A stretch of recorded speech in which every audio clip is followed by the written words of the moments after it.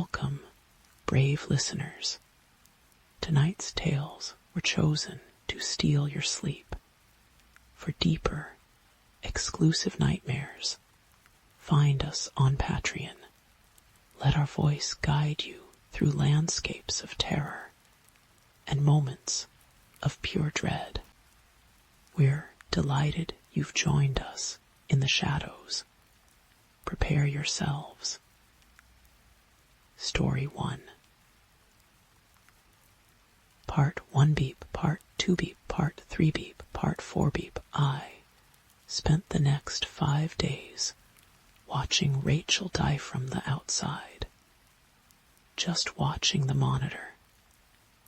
It didn't seem that different than what I had been watching for the past 3 years. Rachel slept. She watched TV, she read, and she painted.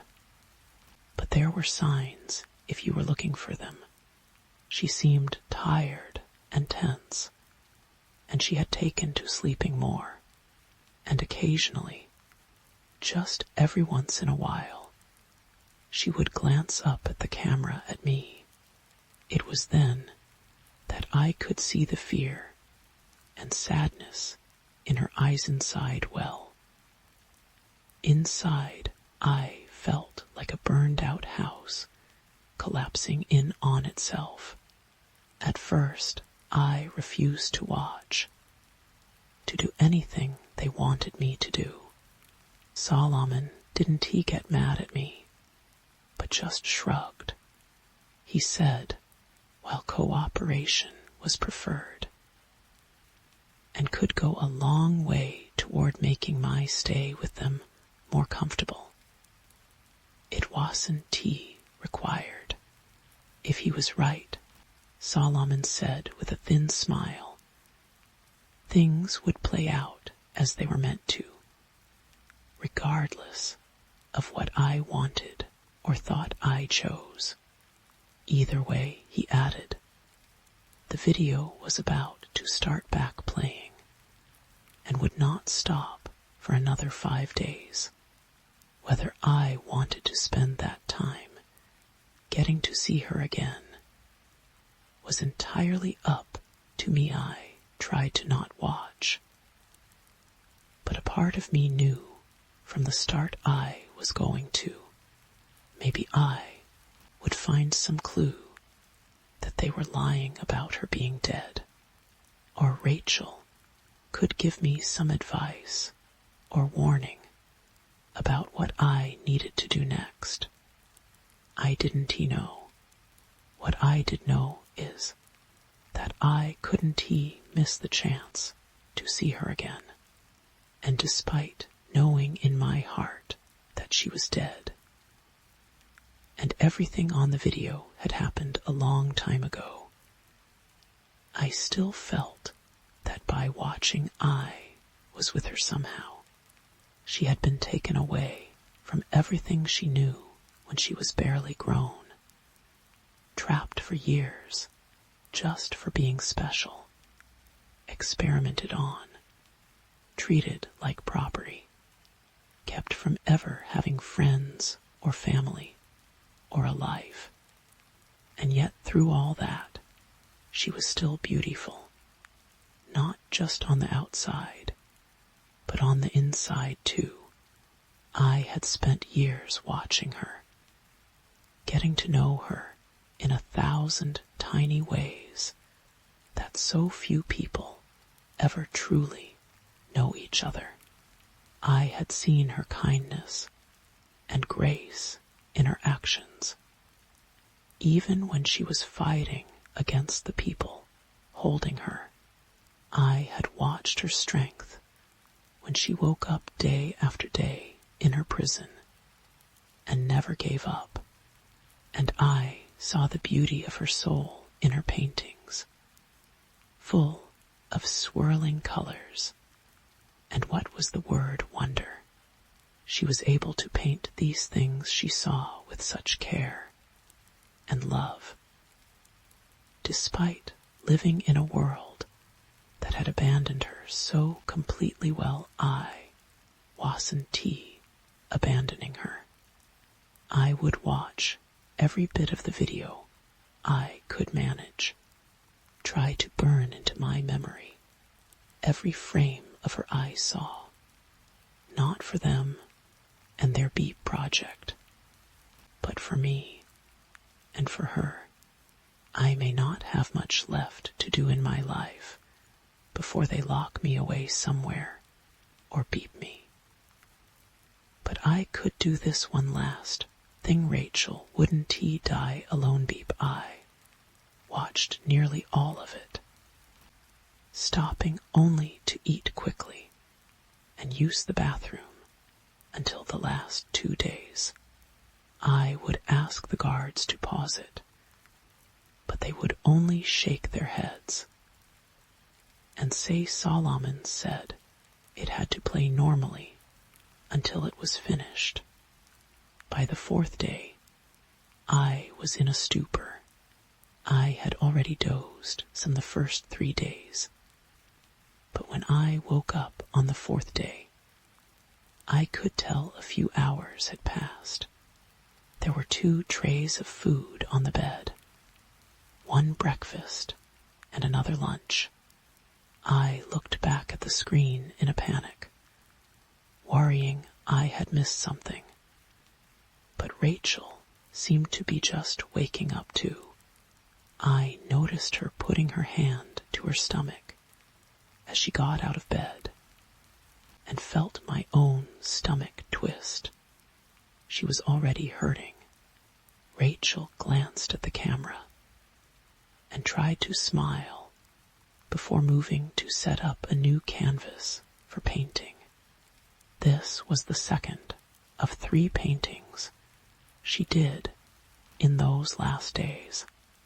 The first had been the inside of an old-fashioned movie theater from the viewpoint of someone sitting in a back row. On the movie screen was just the image of a sledgehammer propped against a brick wall. I didn't understand what it meant, and I found myself scanning the picture for some message or other clue. Eventually, I found what might be one, though I didn't understand it either. Rachel must have come to understand. They knew what she was doing with the paintings, and didn't want to stop her, because these last 3 she set up much closer to the camera. I was still squinting and studying the painting closely when I realized the flipped-up seats in the next row up had brass number plates along the front edge of the seats, though they were upside down from the viewpoint of the painting. The angle was good enough that once I noticed them, I was able to read them. Beep 2:43:26:89 beep. I didn't understand any of it, but I committed it all to memory, focusing all my attention on the painting until she finally took it away. Even that early on, I could tell painting was taking a lot out of her now, and like I had for so long, I found myself talking to her, telling her to go rest before I remembered her body in the next room. I almost stopped then, but no, maybe she couldn't tell I was talking to her, or maybe she could. Either way, me talking to her couldn't hurt, and it made me feel a little less lonely and sad as I watched her the second painting. The one she started after I woke up from falling asleep for a few hours was stranger than the rest. It looked like it was in a room with curved walls made of tree roots.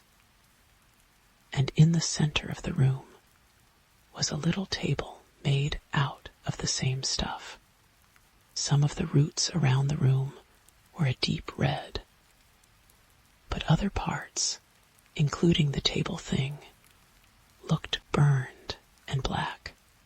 I looked closer and saw that I could see a person's shadow over the table hands, holding some long, oval-shaped bundle. I studied it for a long time, going over it again and again in my mind after she took it away. I couldn't make sense of it, of any of it. I wasn't smart enough, and I was failing her. Rachel slept for a long time after that painting. Then she got up on the 5th day, her last day, and immediately started working again.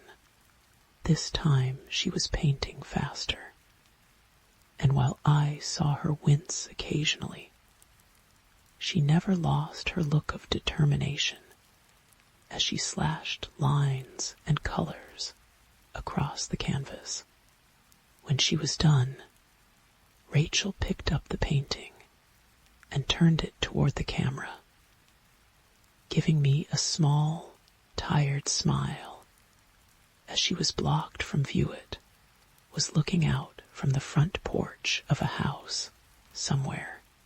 It was out in the country, and the morning view of the yard and the land beyond were wonderful.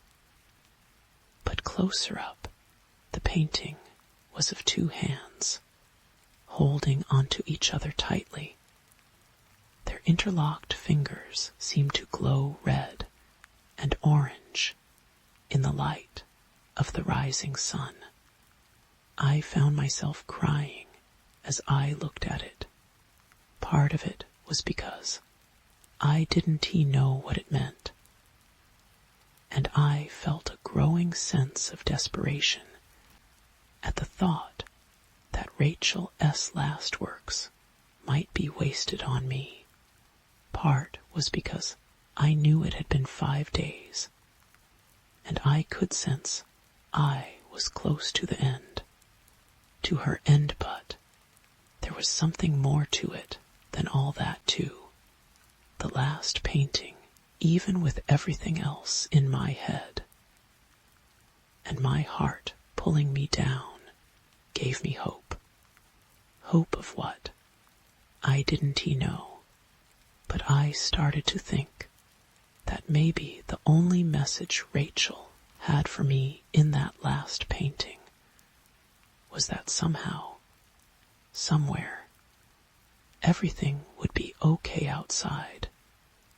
The edge of the painting, I could see motion in the room, people hurriedly coming in with some kind of medical equipment, and then the monitor went black beep. "You've done well, Thomas. Very, very well." For the last 5 days of video, we had charted 1,047 microvariations in Rachel's behavior that we believed might correspond to your behavior, your reactions, and your emotional states while watching the video. Like before, the 2 of you remained in sync, as though you were in the same room. It really is remarkable. I sat staring at Solomon. I listened to what he said, but I didn't care. I just wanted it over, whatever this was. I just wanted it over, clearing his throat. He went on. That's why we've decided to move the implant from Rachel's body to your own. That's one of the many reasons we've preserved her so. The foreign body was still showing signs of life all this time, but just barely, and we were afraid to attempt removal. Our hope is that, given your connection to Rachel, it will accept you, perhaps even thrive in you more than it ever did our girl. I was suddenly on my feet, and it was only the raising of Solomon-S gun that stopped me from attacking him. Don T, you beep talk about her like that. Like any of you gave a beep about her. ILL beep beep you. Solomon-S face darkened slightly as his lips thinned. No, you 1T. But if idle threats make you feel better, go ahead. It will only make things harder, not easier.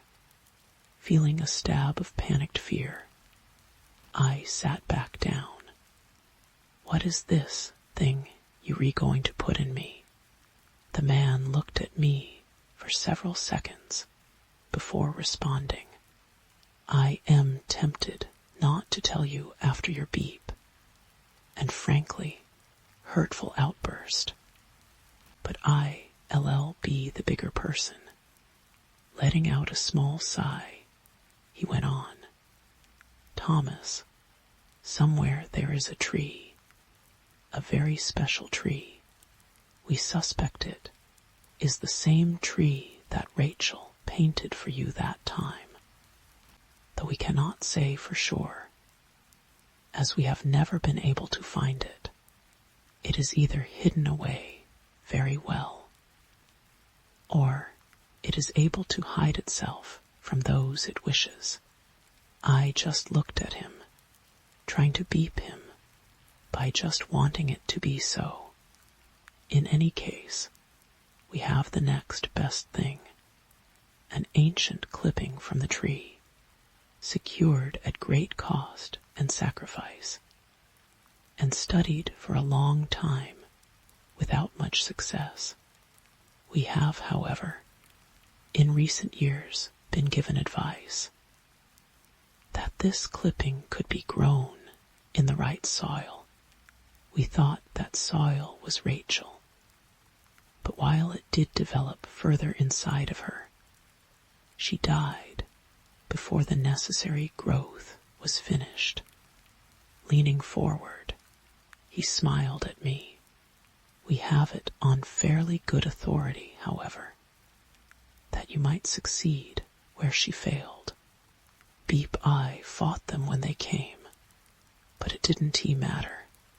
I woke up some time later with a dull ache in my chest and a small, already healing scar on my upper stomach. I didn't really feel that different other than the little bit of pain, but I knew that would change with time. Maybe I had more time than Rachel, or maybe I had less. It didn't matter. I just beep wait. What was that? Beep. There was some kind of soft voice coming from where? It wasn't in the room. It was in my head. I felt a thrill of excitement. Maybe this was Rachel-S voice. She had somehow stayed in the tree thing they had put inside me. But no, I had never heard Rachel-S voice.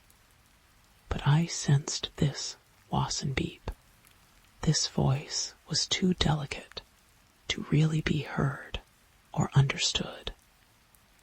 And it reminded me of music coming from a distant room that you felt in the back of your mind without realizing it. It was a melody, a kind of song, but it wasn't Rachel-S song. I realized with a shiver that it was the song of the thing inside of me yet. First I was afraid, but that didn't last long. It wasn't trying to hurt me.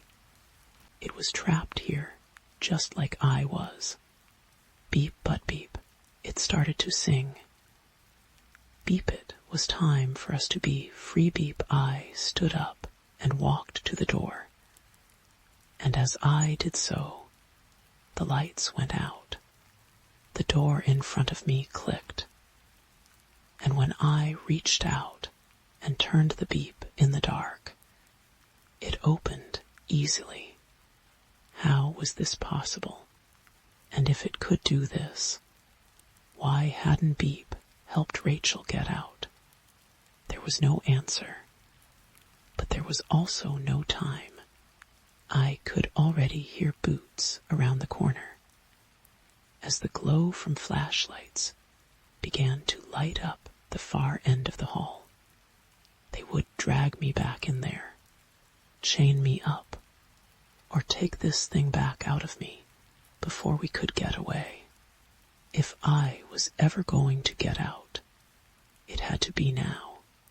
The voice was singing again, pushing me to go further into the dark, to run until we were safe. So I listened, and I ran Beep, every door unlocked for me. Every turn kept me barely out of sight. The people looking for me were barking orders over a radio, asking someone what was the hold up on the generator kicking on. Whatever the response, the hallways stayed dark as I drifted through them, blind but not falling, lost but not being found. When I reached the final door, I opened it into a bright afternoon. My lungs burned a little at the first fresh, unrecycled air I had breathed in a week. Blinking, I waited for the voice to tell me where to go, but it had fallen silent. I closed the door as panic began to rise in my chest. All this and I would get caught because I didn't know where to go. I was outside a plain brown building in the middle of nowhere. There was a road going off to the right, and to the left there was Beep Rachel S. Forest. From her first painting to me, Beep, I knew it was the same forest immediately, and not just because of it matching the painting so closely. I had some strange sense that felt like a kind of magnetism, or how birds know which way to fly. Looking around for a second, I felt like I was being pulled when I looked again at those woods. This was right. Somehow, I knew this was the way I needed to go, so I went. I had made it to the edge of the forest when I heard the noise of men coming outside the building. I thought about hiding, but I knew it was a bad idea. They would just catch me, and I felt a drive to go deeper into the woods. I plunged ahead, running at close to a reckless speed, but never tripping or stumbling as I went. I would occasionally hear a noise behind me as they spread out to search, but the sounds grew fainter as I ran. I almost thought I had lost them for good when I heard a short cough that was quickly muffled off to my left. Someone had gotten close without me knowing it. Panicking, I looked for any places I could hide. There were only bushes and trees, and over there, a well. Not just Beep-a-Beep well, but Rachel S. well, with the same worn, gray stone walls capped with a weathered wooden lid. I felt a moment of happy recognition, but then it faded away. How did that help? They did check the well if they found it. And didn't he have any way to get down in it without getting hurt or stuck? Then an idea stuck me crouching low and staying to the brush. I moved to the well and gingerly pushed on the lid. At first it resisted, but when I pushed a bit harder, the wooden circle slid aside enough that you could clearly see someone moved it. Glancing around, I eased back into the bushes as I heard soft footfalls approaching. We need to check this out. You think he went down the well? Better hope not. He probably broke his neck if he did. And then it's our beep. I could see the two men approaching. Both of them were wearing dark body armor and carried assault rifles. The older of the two shrugged back at the other one. Better that than he was hiding in there. And we beeped it in T-beep check. Looking irritated, the younger man nodded. ILL look. He went over to the well and shoved the wooden lid aside, causing it to clatter to the ground, hitting a button on his rifle. A flashlight sprang to life on the barrel. He started to shine it down into the well, as the other continued to look in every direction. I was worried he would see me if I moved, but couldn't he wait? I just had to stay calm, think slow and move fast. I kept expecting to hear them yell, or feel something, or someone strike me in the back. But nothing came. As the afternoon light began to dim, I saw the trees thinning ahead. I was approaching a road.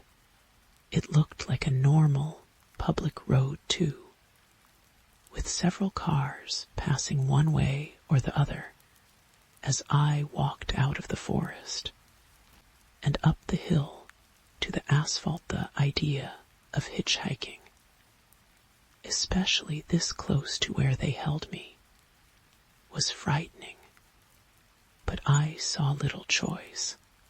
I was wearing sweatpants and a t-shirt they had given me and my own shoes. But I had no money or ID or phone. My only chance was to get far enough away that I could try and get help. I jumped slightly at the hiss of hydraulic brakes as a large semi rolled to a stop next to me. The passenger window rolled down, and an older man with white hair and a graying mustache leaned over and peered down at me. You look lost, son. You need a ride. I looked down at the door of the truck. It had a logo that said Martinez and Sons Construction and Hauling. Below it was a cartoon man hitting a wall with a sledgehammer. Looking back up, I smiled at him. Yes, sir, I do. Beep. I woke up 5 hours later as we pulled into a truck stop somewhere in Nevada. I had planned on staying awake the entire trip, but that had only lasted a few minutes before exhaustion overtook me. I glanced over at Oliver Martinez, and he gave me a toothy grin. I am tired, but you were plumb tuckered out. Ivy got to fuel up, shower, and get some grub. I am going on to California after that. If you want to ride further, just be back here in an hour. sound good?" I nodded and thanked him again for the ride as I got out. I felt groggy from sleeping, but otherwise okay. I just needed to decide whether this was a good spot to ask for help, or if I should ride with Martinez further. He seemed like a very nice guy, and he would probably try to help if he could. But I wanted to avoid putting more people in danger if I could help it. Looking around, I saw we were in a fairly nice little town. I decided I would go look around for a few minutes, and then decide what to do. I was only 3 blocks down the street when I saw the flickering lights in the distance. It was a movie theater. As I got closer, I felt my chest tightening. It was the one from Rachel S. Painting Beep. Hey there. Welcome to the Phoenix. The guy standing at the candy counter of the theater looked a little younger than me. And while he seemed friendly enough, he also looked slightly concerned. If you rehear for the horror double feature, I Am Afraid, the second movie, is about 30 minutes in.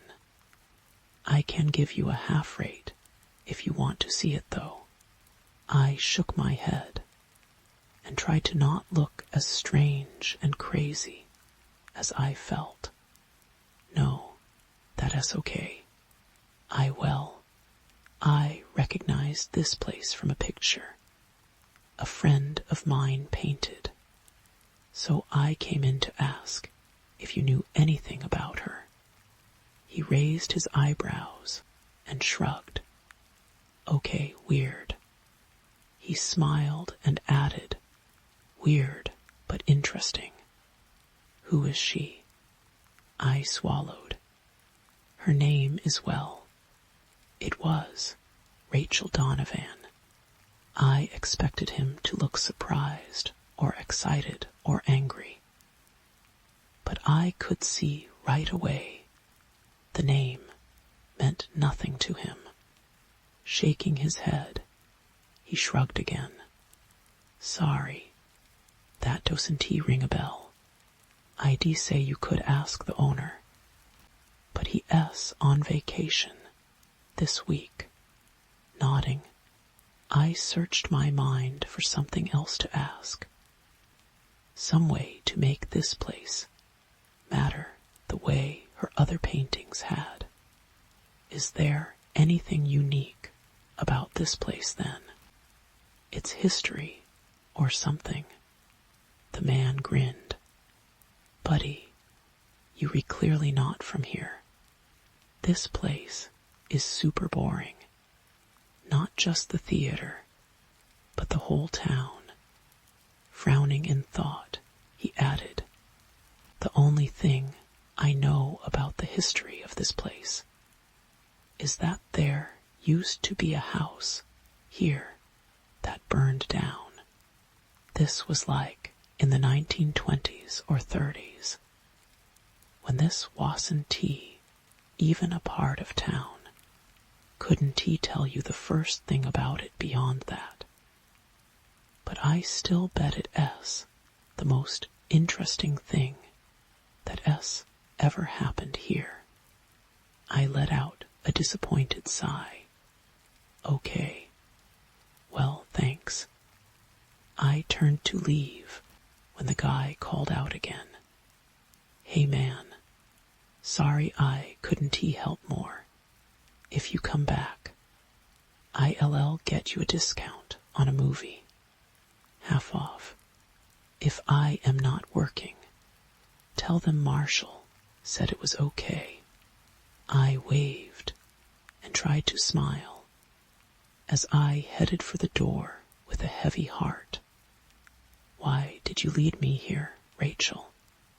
What here that will help? I was outside again, staring up at the theater's bright blinking signs, as though they were going to give me some kind of secret signal, when I noticed movement out of the corner of my eye.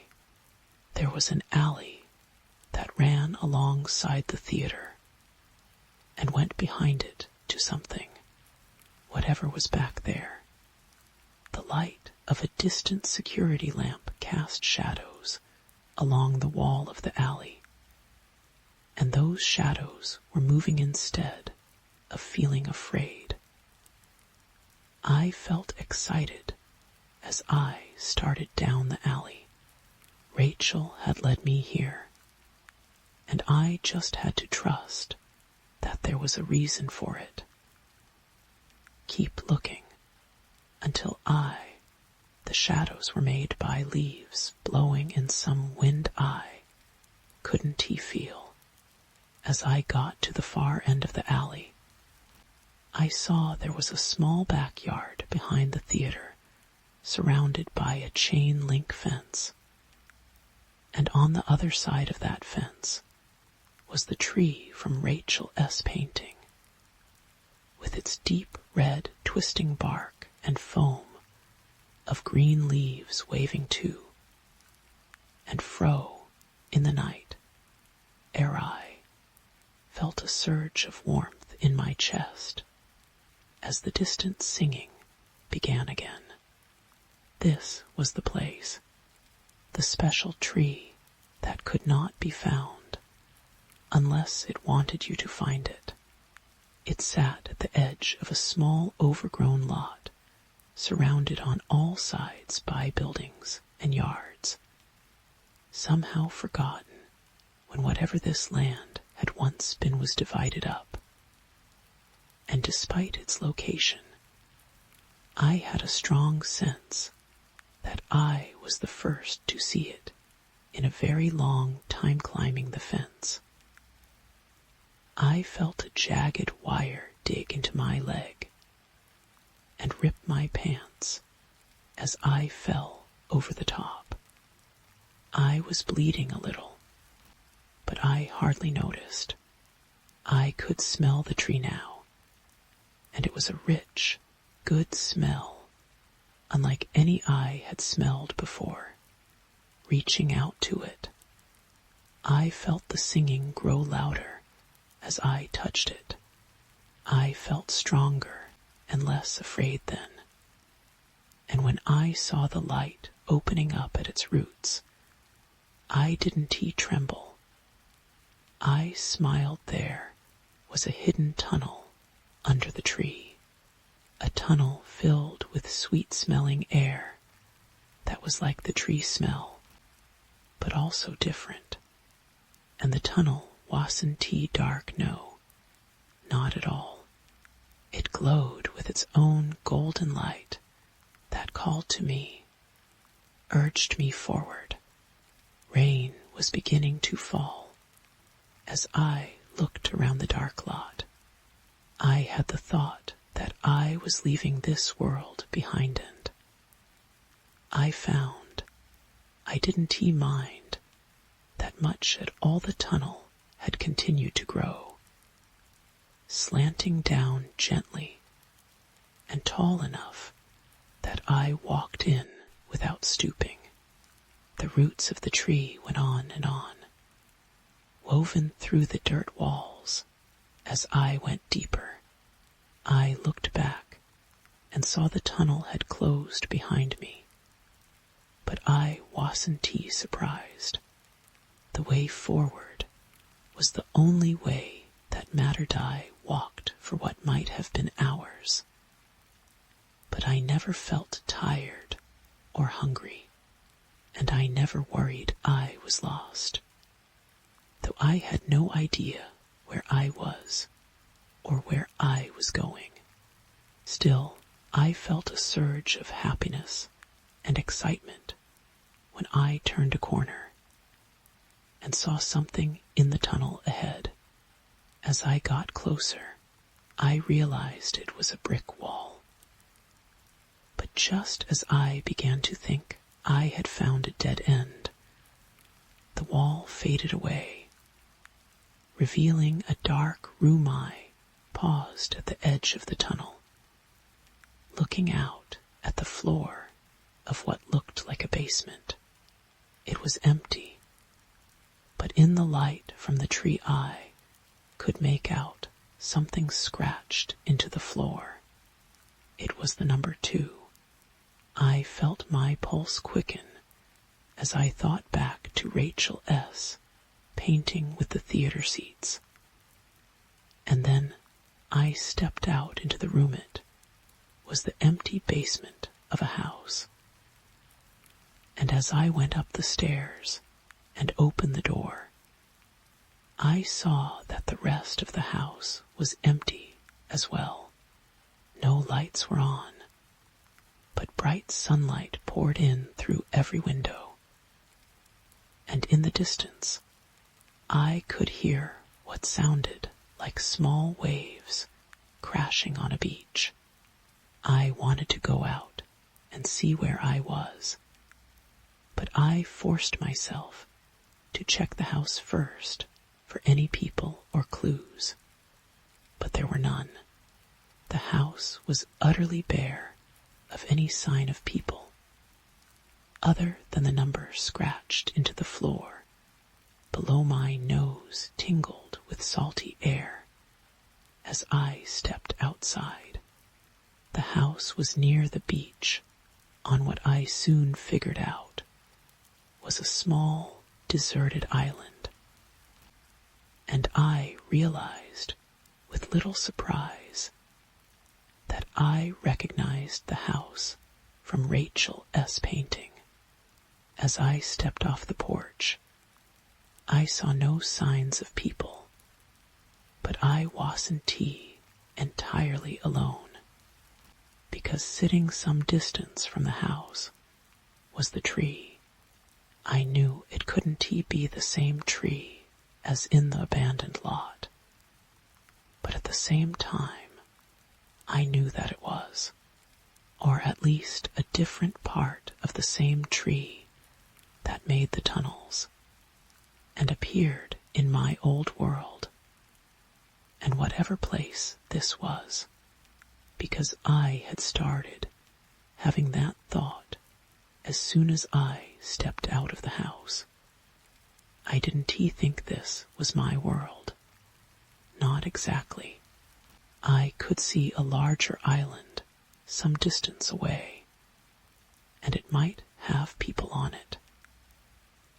Hotels and cars and planes, or it might not, as those things might not exist here. Either way, my newfound intuition was growing stronger, and I could tell that the what was it called? The no. The texture of things was different somehow, if only a little. Not bad or scary, just different still. After a couple of hours exploring the island and checking the house, I began to feel terribly lonely. Even with the tree nearby, I decided to go back into the tunnel and keep going. The basement wall faded away as I walked up to it, and I entered the tunnels again. It was only a short time later that I found my second version of the house. Much like the first, the wall faded away into a basement, but this one was far from empty. It was a workshop of some kind, full of tools I wasn't familiar with. I glanced down and saw 43 scratched onto the floor. Who was doing that, and why? I was going to explore the house more carefully this time, as it looked like there were people here. But then I froze, propped against the brick wall.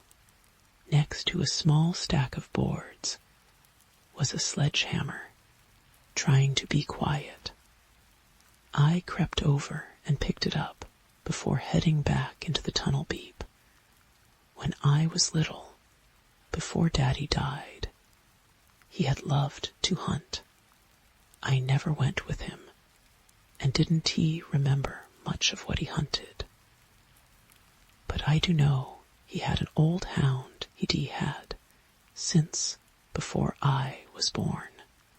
The dog had only loved him well, him and being on the trail of something. When Rocker got a scent, it was like he was in a trance. He would go and go, this way and that. And to look at him, it looked like he was having a fit, both lost and certain at the same time. But whatever Rocker knew, or didn't he know, he always found what he was looking for. I felt like Rocker now. I was moving faster and faster as I went down this turn and that. I felt like I was on the trail of something, or traveling on memories I didn't have, gripping the sledgehammer tightly. I could hear the rising hum of the distant music in my head as I turned the last corner. And then it fell silent. There was another brick wall. And as I approached, it fell away. It was another basement room. But this one was much smaller.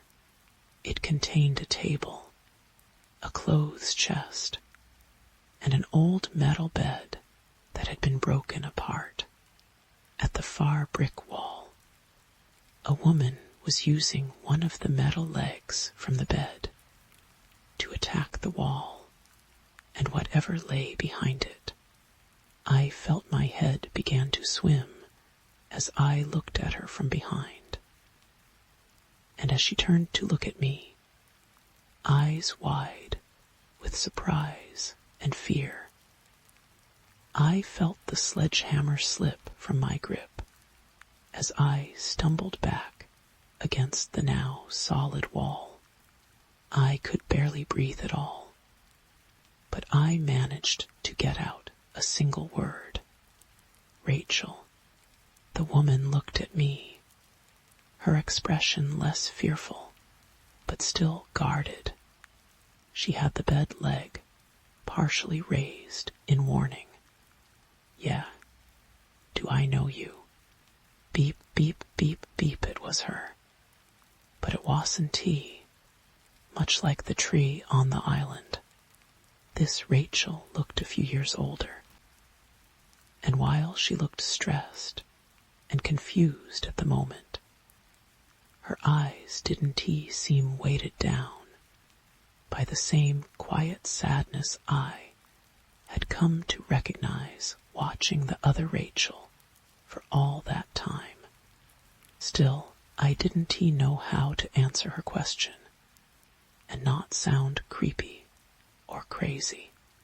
I stared at her for a second, floundering, when she asked another, "You came out of the tree tunnel?" "Right." I nodded, grateful for something I could answer, easily studying me. She said, "Where did you come from?" "Before the tunnel, I mean." I flushed as I tried to think of the right words. Well, I came from Texas. Originally, I mean.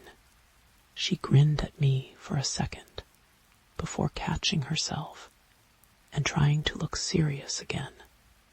"Yeah, okay. But do you know how the tree works? How did you find out about the tunnel? How did you get here?"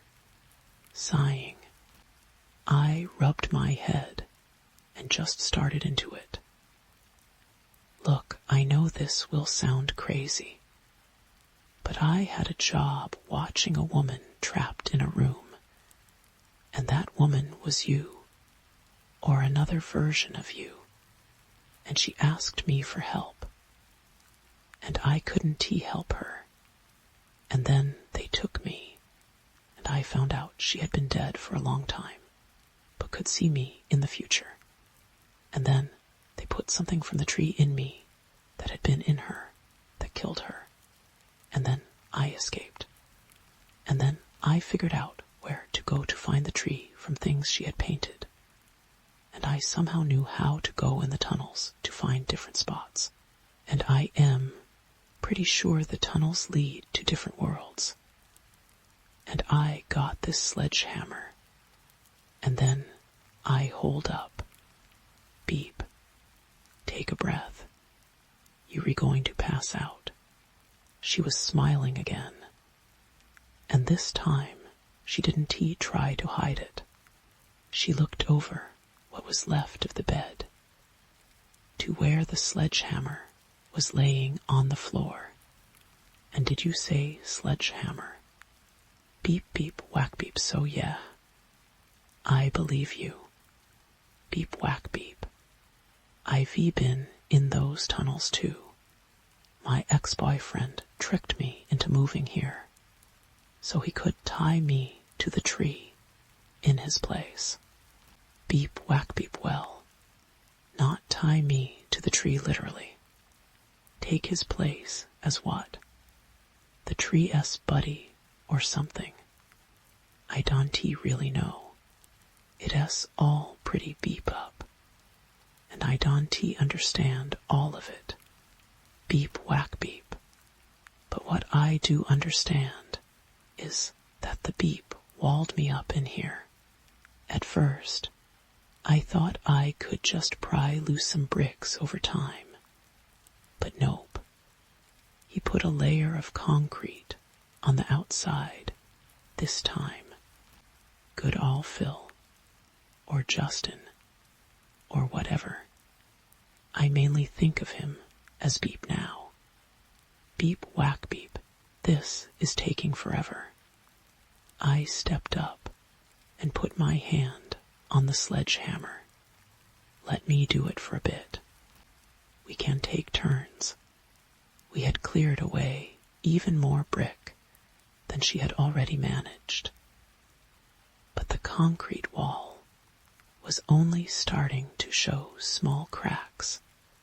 I wanted to just keep looking at her, have her talk to me, but I knew she was tired. She nodded reluctantly and let go of the hammer. Before I swung, I looked back at her. How long have you been in here like this? Beep, whack, beep. Rachel scowled. It's hard to say for sure, but I think about 8 months. I let the hammer drop down again as my eyes widened. How did you survive all that time? Her scowl deepened. It's the tree.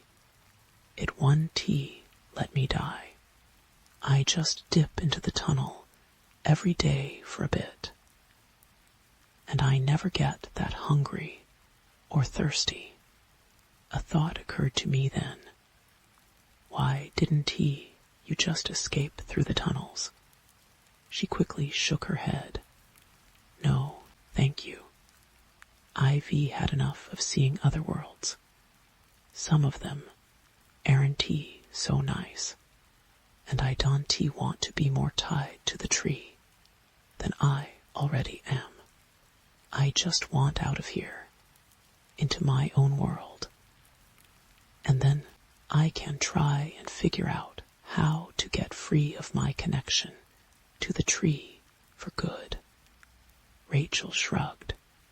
I would have done it eventually with the beep bed parts.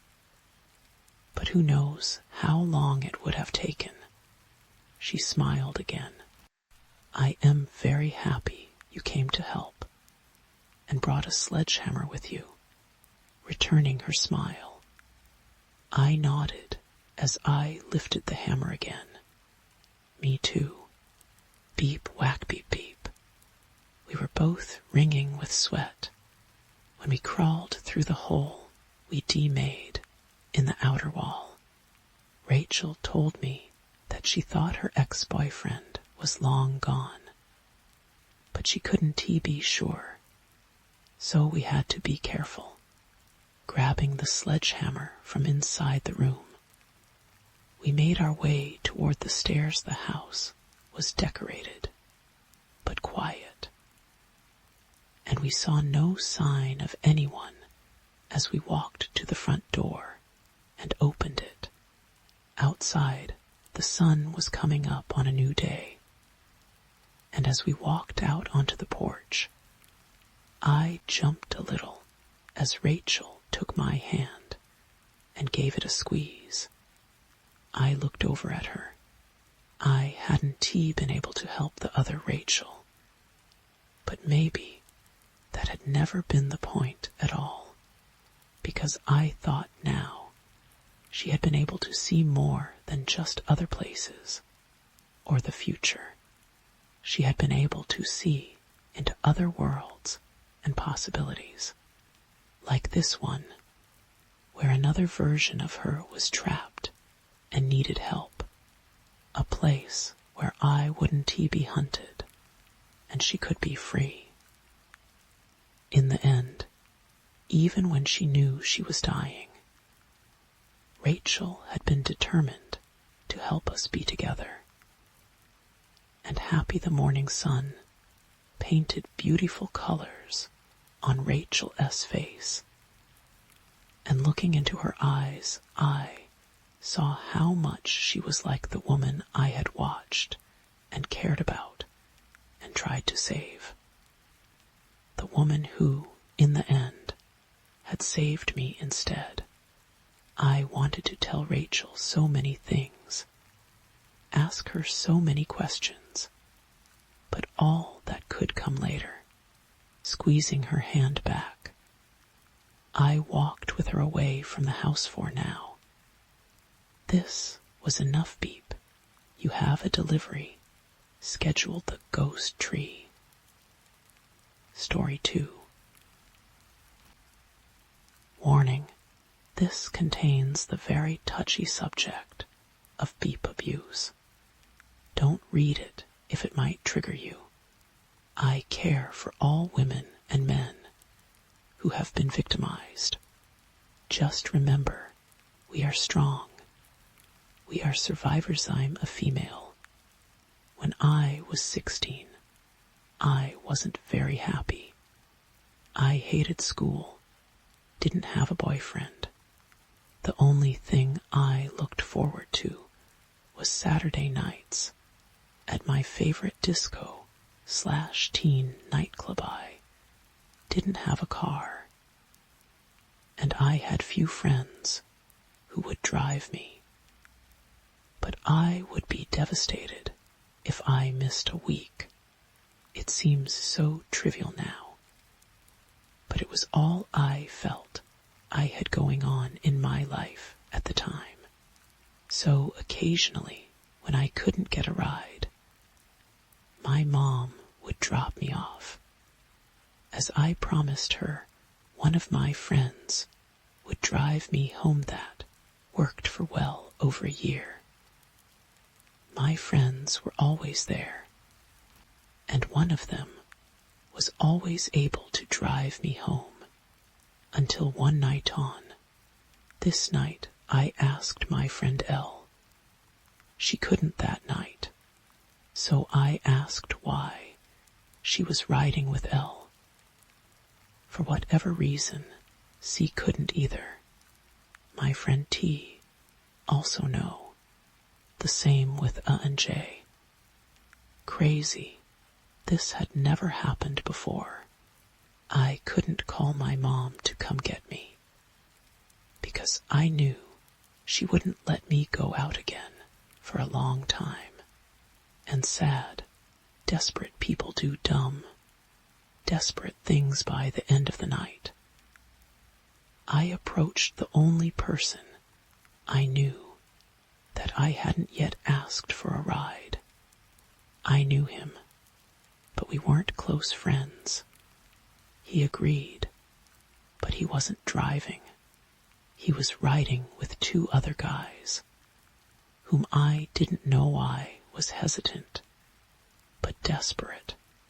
I got into the back seat with the guy I knew, and I immediately tried to befriend the guys in the front with many thank yous. And you're a lifesaver.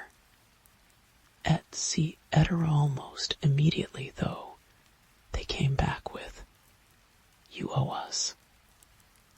We're gonna drive up to the mountains where you'll repay our kindness.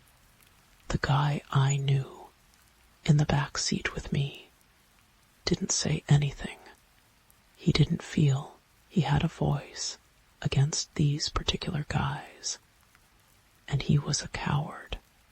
I was on my own. We had only gone about a mile at this point, and I told them, no, let me out of the car. They laughed, drove me back to the nightclub, let me out of the car, and drove away. Continuing to laugh by, this time, the club was completely closed. I was all alone in the dark parking lot out front. My favorite place had never felt so ominous before, with nothing but a single street light. This was many years ago, and cell phones hadn't been invented. I would have to walk, who knows how far in the dark, to find a phone booth. And there was nothing around this place.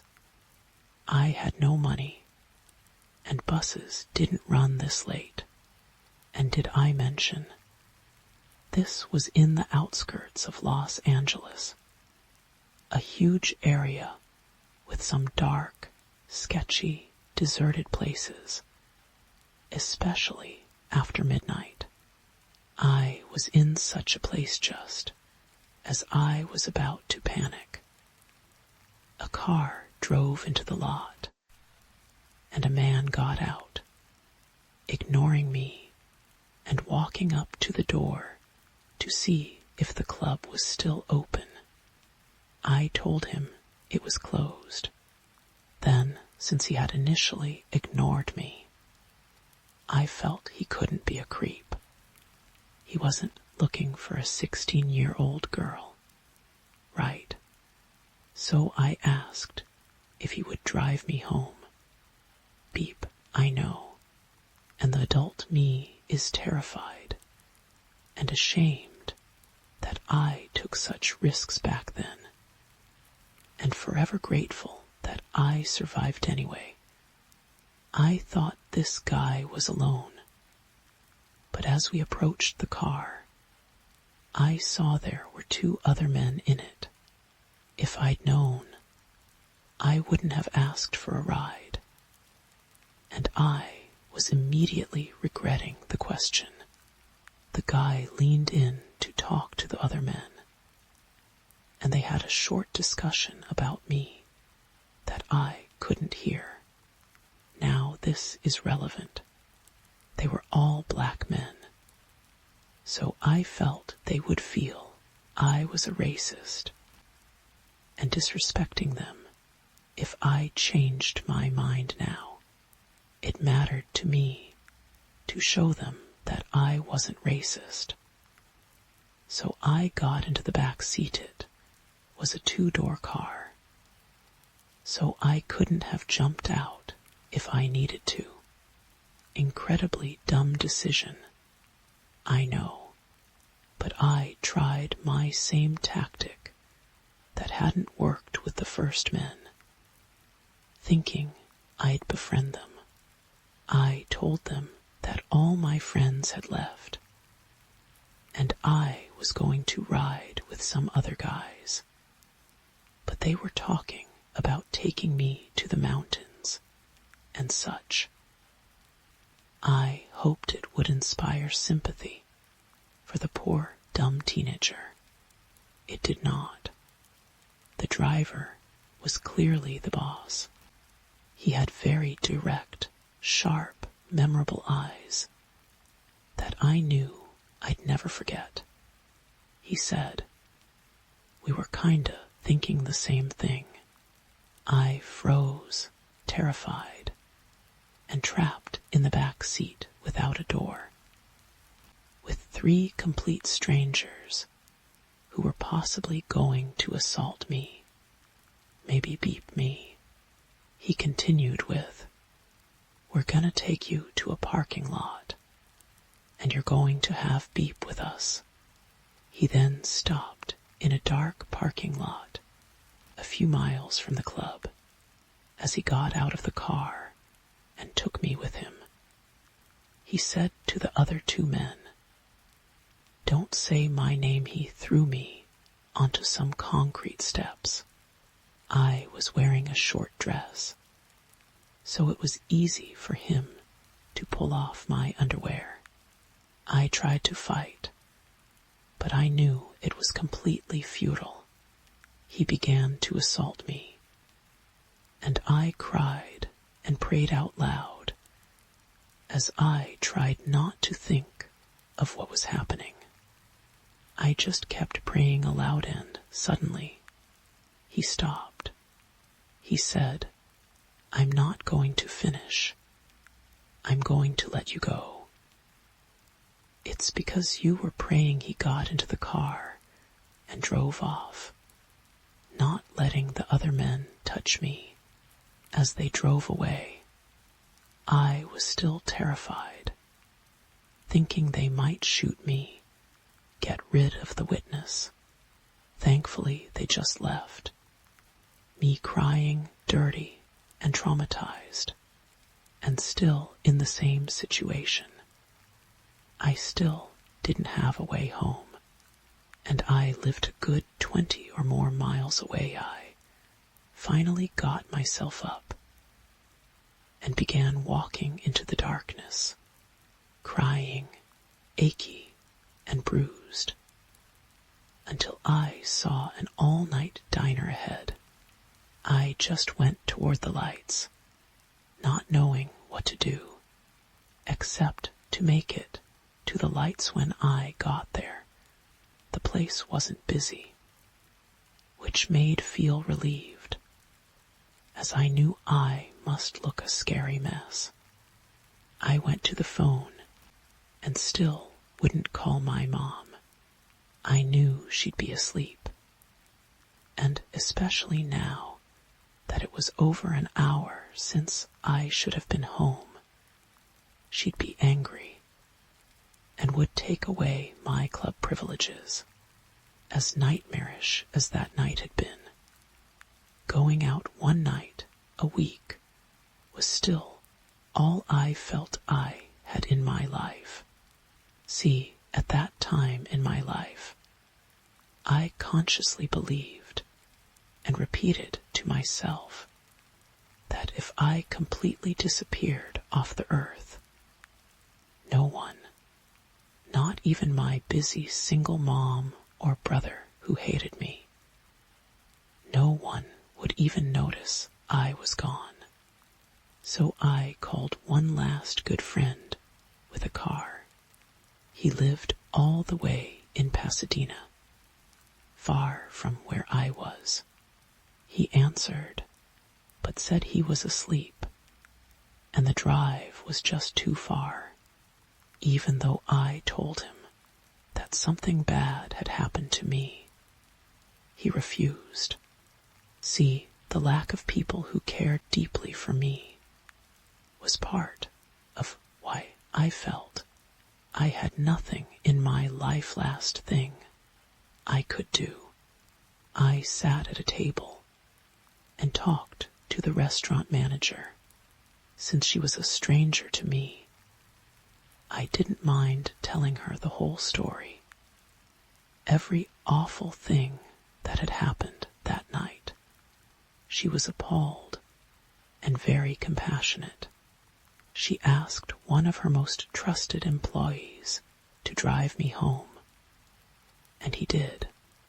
I arrived safely at home, and I was never as happy to be there as I was in that moment. I never told any of my friends what happened to me that night. And to this day, my mom doesn't know. I felt so ashamed and beep for making all the wrong decisions that night, and actually almost counted myself lucky that it hadn't been much worse. I didn't go to the police because I didn't want anyone to know. And anyway, I had no way to identify those men. I continued to go to that club, but only when I arranged for a ride home in advance. And here's the very weird denouement. Remember the friend I'd called, who wouldn't come get me? A couple weeks later, he told me that he'd heard I'd gotten a ride with Mark D., a member of a very famous singing family at the time. I looked at a photo I found of the group, and indeed, I saw those sharp eyes that I'd never forget. That's why he had said to the other two guys, "Don't say my name." That's why he was the leader in that group of friends. The one thing I'll never understand, though, is how did he know my name? How did he tell someone who knew me that he'd given me a ride? This was a very long time ago, like I said. 1981, to be exact.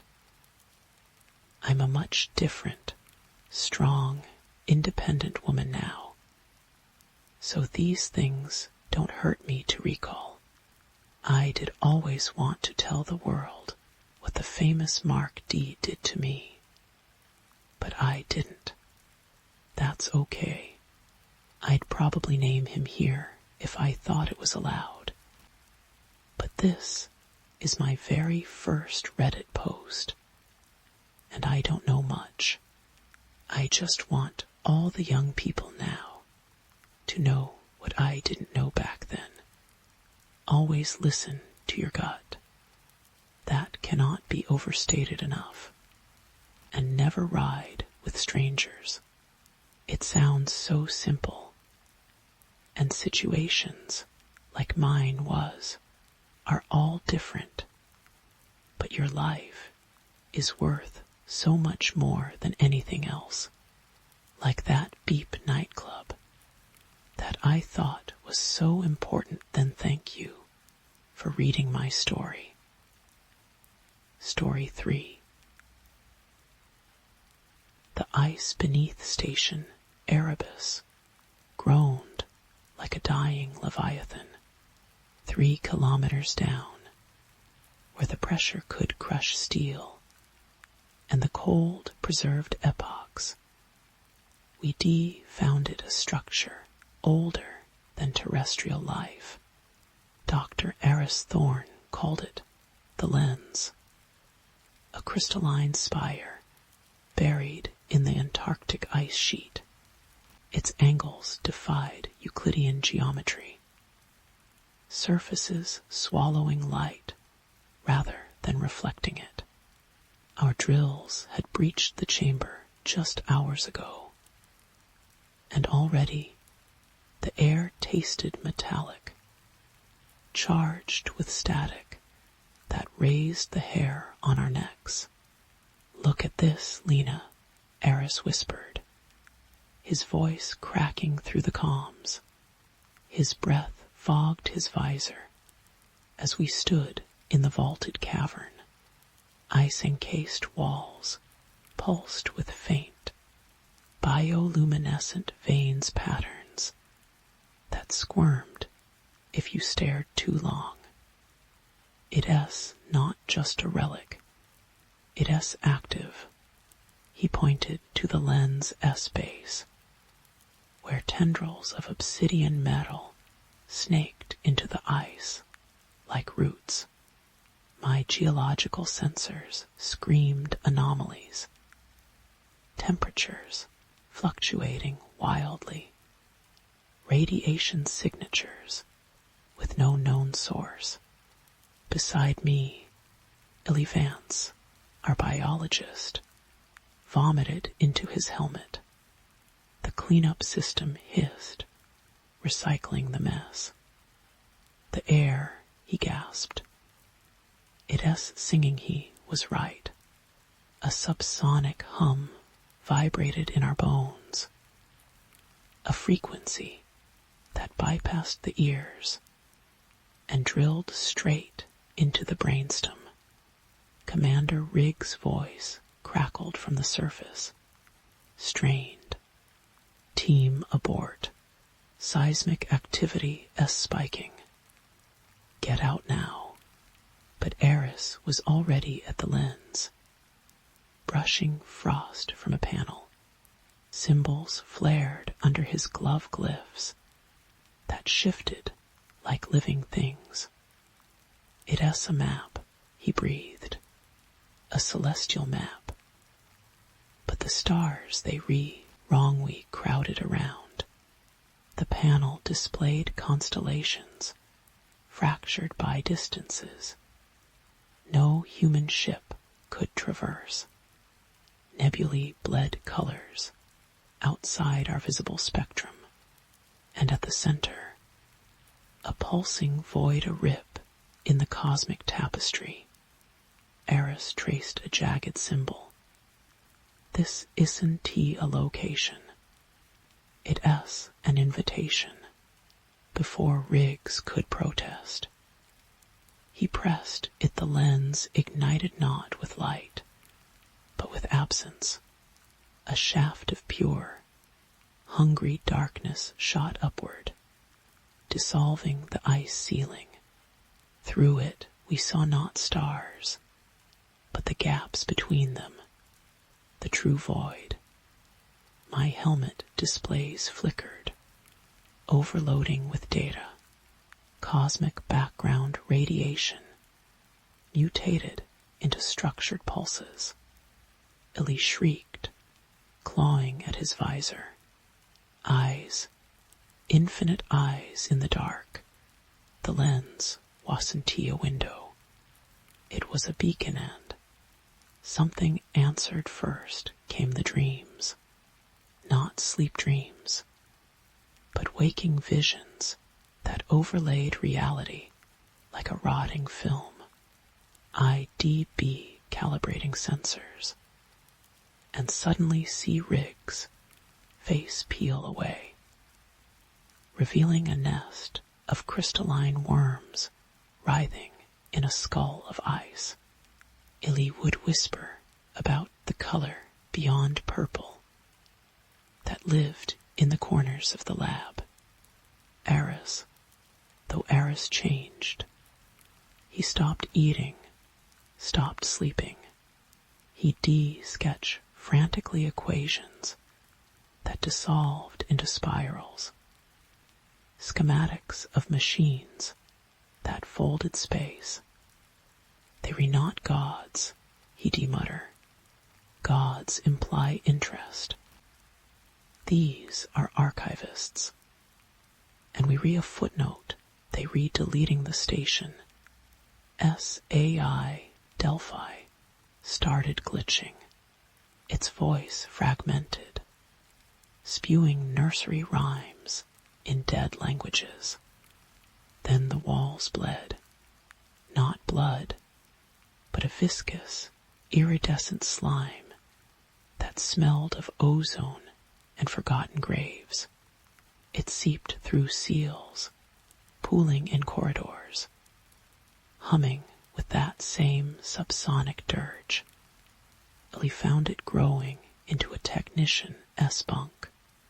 The man was fused to his mattress, flesh translucent, veins pulsing with liquid starlight. He was smiling. It doesn't hate us, Illy whispered, hollow-eyed. Hate would mean we mattered. Commander Riggs ordered a lockdown. Too late. The lens signal had hooked into Delphi. Screens flickered, showing the void again, but closer now. Shapes moved in the abyss. Not ships, not creatures. Concepts given form. A fractal storm of angles that hurt to perceive. A symphony of gravitational waves that tuned our organs to discord. Illy called them the librarians. They recataloguing entropy, he sobbed, sorting the cosmos into the dying and the never was. We re a misplaced decimal in their calculations. Eris discovered the truth in the slime. It wasn't waste. It was data. The ooze contained memories, not human ones. Echoes of dead civilizations, planets unmade for cosmic redevelopment, stars snipped from existence for cluttering the void. We saw Earth not as a blue marble, but as a speck of mold on a derelict shelf. Humanity's wars, art, love reduced to thermal noise in a universe too vast to care. We were not just insignificant, Eris said, his voice terrifyingly calm. We re irrelevant, like dust noticing the broom. The psychological fractures widened. Riggs shot a man who claimed the slime tasted like home. Ellie wandered into a storage bay filled with the ooze, giggling as it swallowed him. His last transmission was a wet whisper. They re-shelving us. Eris became obsessed with correcting the error. He believed if we could just show the librarians our worth, our science, our spirit, they'd spare us.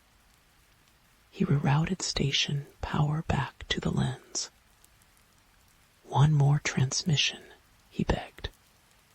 A testament. I tried to stop him. In the control room, Eris's eyes were galaxies of madness. You don't understand, Lena. They were not evil. They were efficient. Life is just localized chaos. They restoring order. He activated the beacon. The void yawned open on every screen. This time, we saw it clearly. The librarian imagined a spider woven from collapsed stars. Legs of twisted space-time, eyes that were supermassive black holes, event horizons. It didn't move. It unfolded. Reality stuttered. My bones vibrated at frequencies that could shatter diamond. Eris raised his hands, not in worship, but in presentation. See, we think, we create. We, the librarian, noticed us not with malice, not with curiosity, with the passive acknowledgement of a mathematician erasing a chalkboard. One spindly limb, infinite yet infinitesimal, brushed against our dimension. The screens shattered. Station Erebus screamed. Metal buckled like paper. Ice walls flowed like water. The air itself thinned, as if the universe was diluting us. Eris dissolved, not into gore, but into equations beautiful, intricate strings of light that unraveled into static.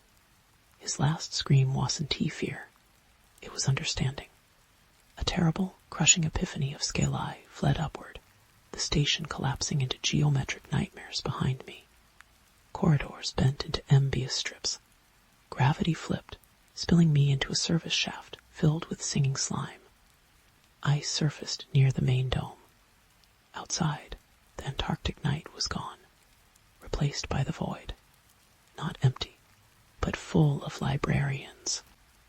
Dozens, hundreds, drifting past Earth like icebergs in a dark sea. They weren't attacking. They were working, pruning, organizing. Earth shimmered beneath them.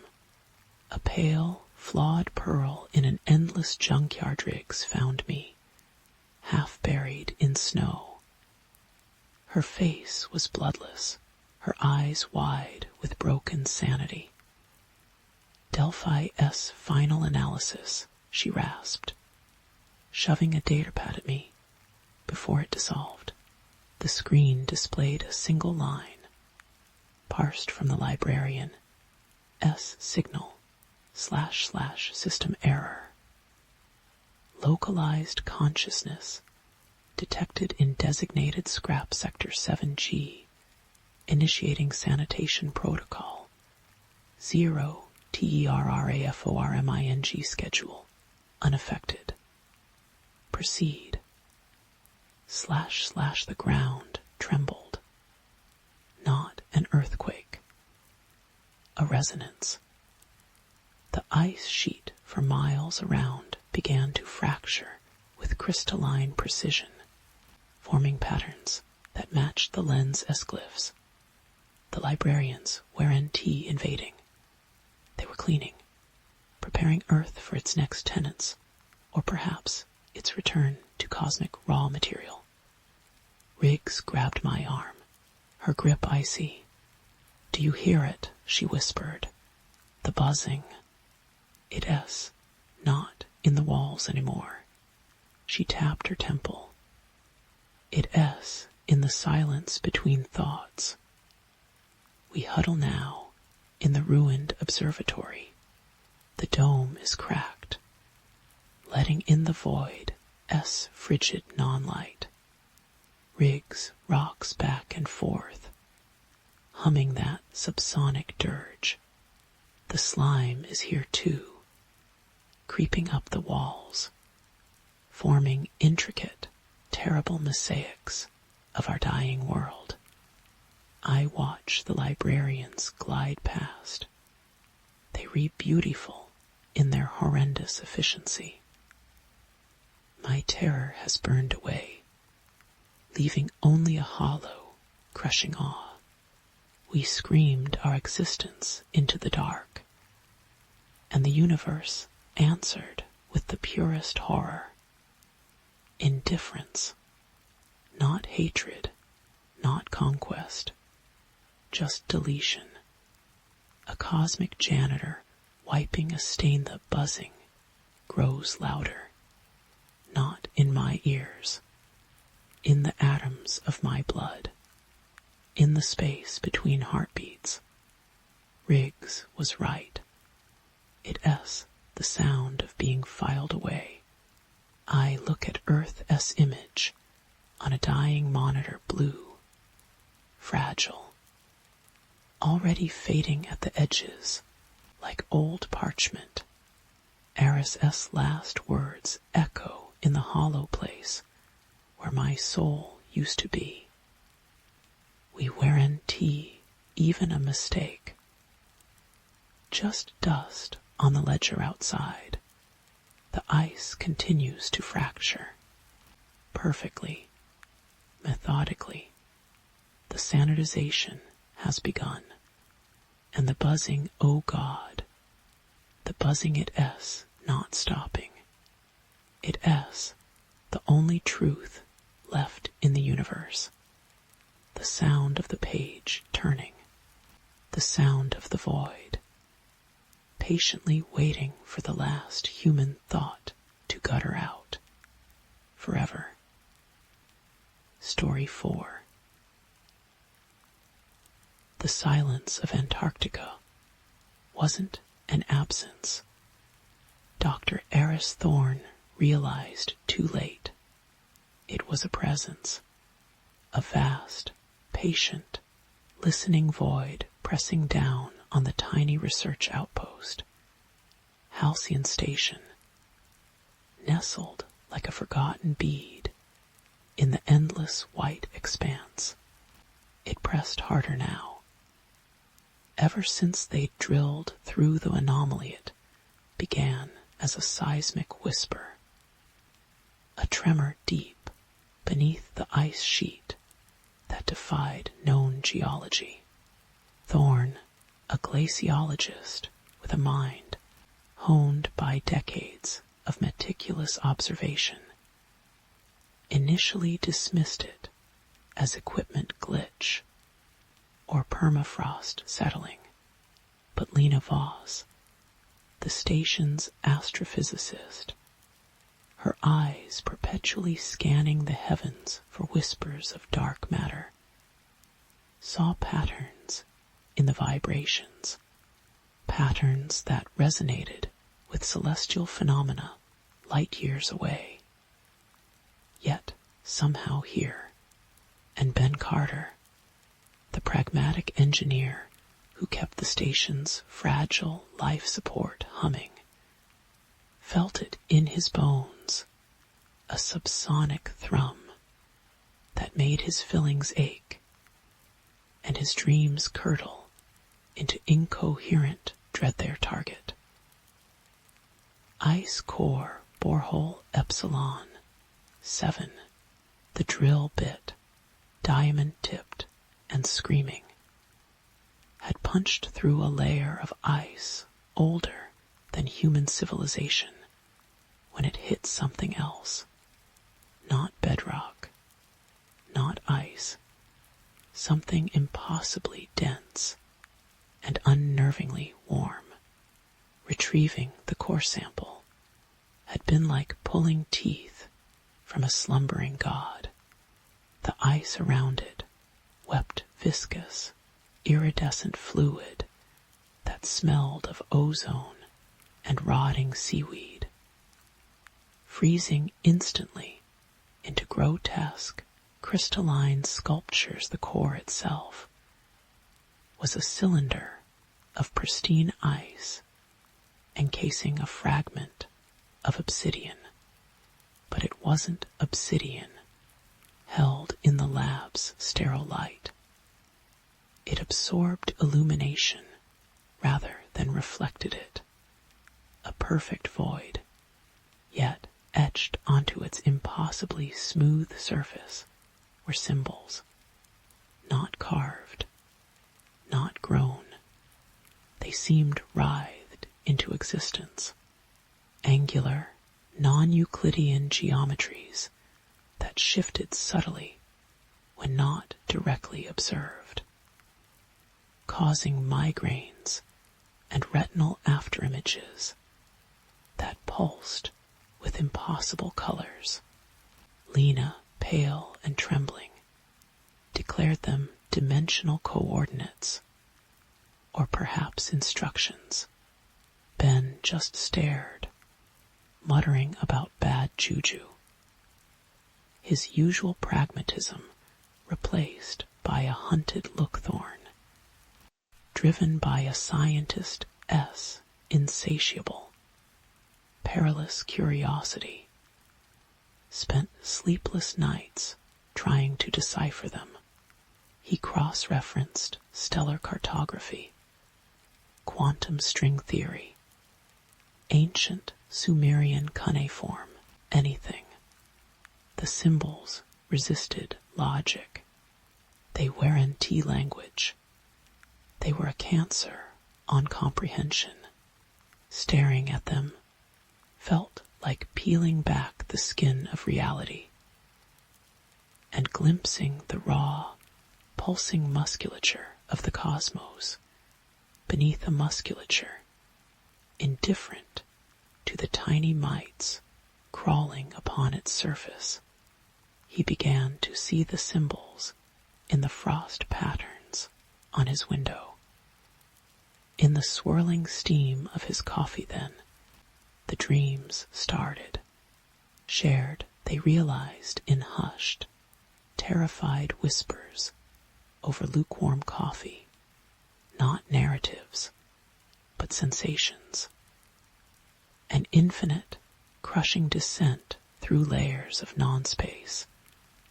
the sound of stars screaming as they were extinguished, the cold, incomprehensible scrutiny of something vast beyond measure, a presence that regarded their entire solar system with the fleeting attention one might give a mote of dust.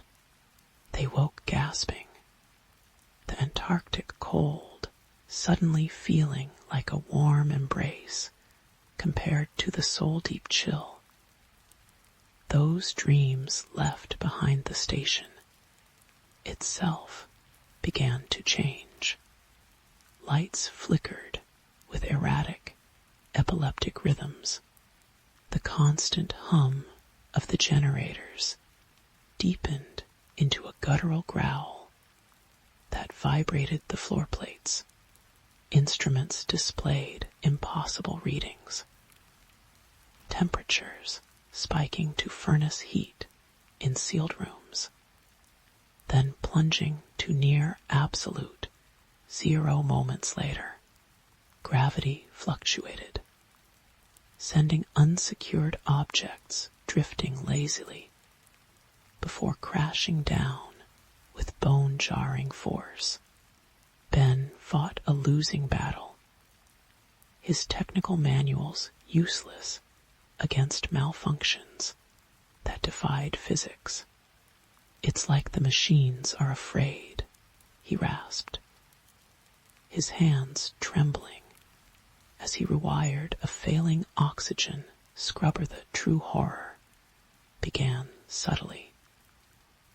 The endless white outside the viewports seemed to deepen, becoming less like snow and more like the gaping maw of an abyss.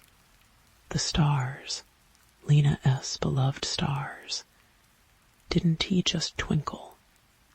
They pulsed with a sickly, rhythmic light, like diseased hearts beating out of sync. One night, Thorne looked up and saw the familiar constellations subtly rearranged, forming one of the impossible symbols etched on the black shard. He vomited violently onto the pristine lab floor. The pressure built. The subsonic hum intensified, becoming a physical weight pressing on their chests, making breathing a conscious effort. The air grew thick and tasted of metal and decay.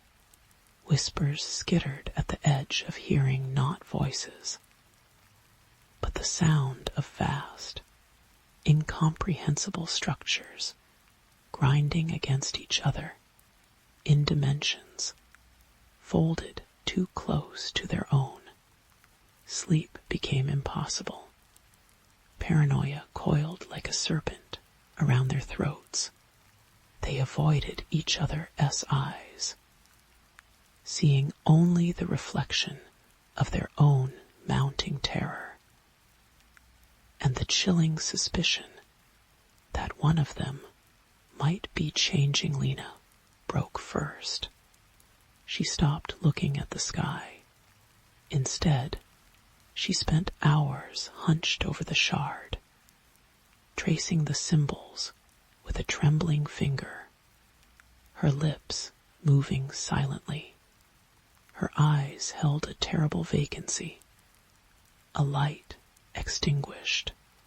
"It's beautiful," she whispered once, a thin line of drool tracing her chin.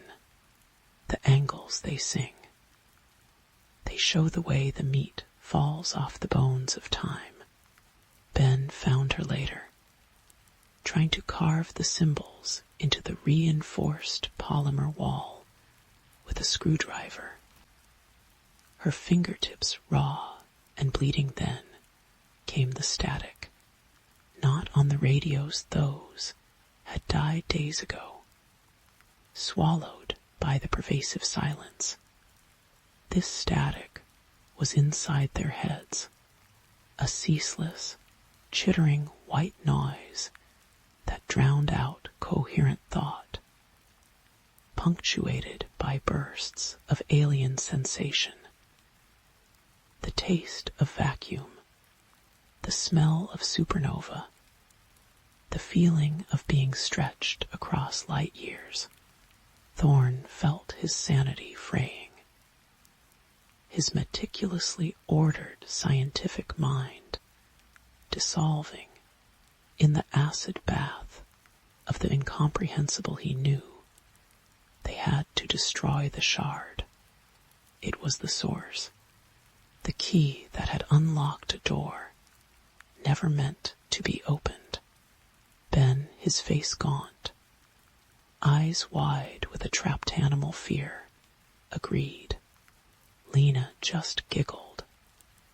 A high-pitched, broken sound they gathered the emergency thermite charges designed to melt through steel bulkheads.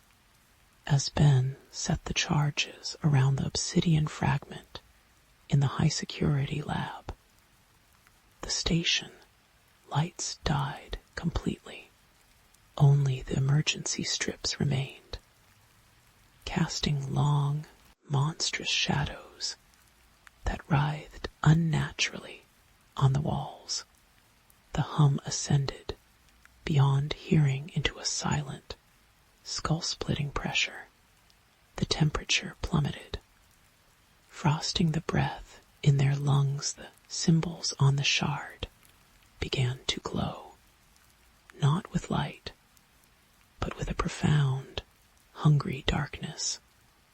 The air above it shimmered, then tore not a creature, not a ship, an aspect, a geometric impossibility, unfurling into their reality, like a flower blooming in fast motion, yet simultaneously suggesting infinite depth.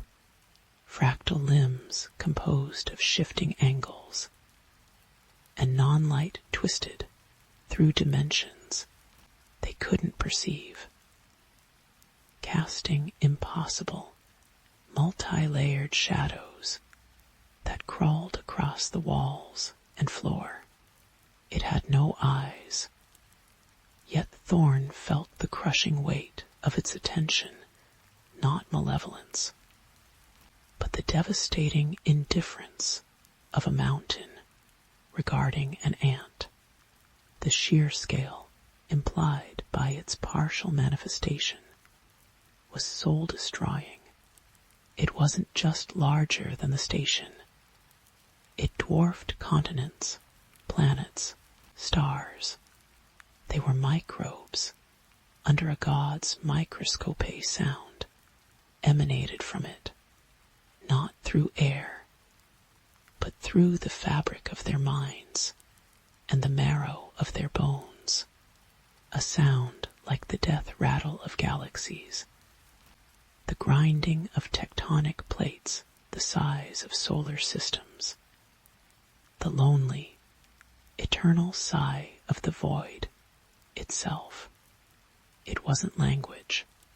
It was the ambient noise of a cosmos where humanity was less than a footnote. Ben screamed, a raw, primal sound that ended abruptly as he simply ceased, not disintegrated, not vanished.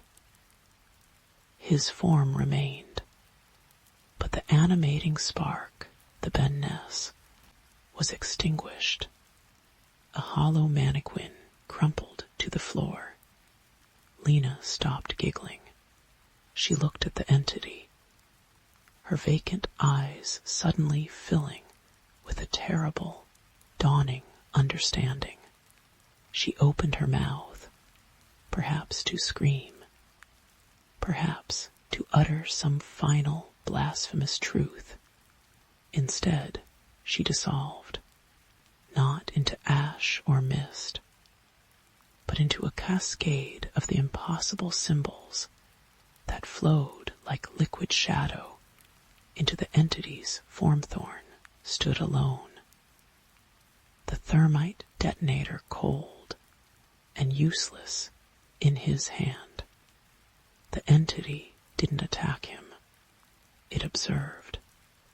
And in that observation, Eris Thorne understood, truly understood the discovery wasn't forbidden knowledge. It was irrelevant noise. The entity wasn't invading. It was merely existing, its vastness momentarily intersecting their infinitesimal pocket of space-time. Because they had foolishly knocked on a door better left closed. Humanity wasn't insignificant in the grand scheme. It was invisible, a fleeting chemical reaction on a speck of dust orbiting a mediocre star in an unremarkable galaxy, lost in an infinite, uncaring expanse. The universe wasn't hostile. It was profoundly, terrifyingly indifferent. Their struggles, their loves, their civilizations less than a ripple in an ocean light years deep. The horror wasn't in being destroyed, but in realizing they had never mattered at all. The entity folded back into the impossible angles of the shard, leaving behind only the crushing silence, the paralyzing cold, and the hollow shell of Ben Carter. The glowing symbols faded. The shard lay inert. Just a piece of dead, black stone thorn didn't move. He stared at the spot where Lena had flowed into the void. The static in his mind had stopped, replaced by a profound, echoing silence. Not the silence of peace, but the silence of absolute, desolate understanding.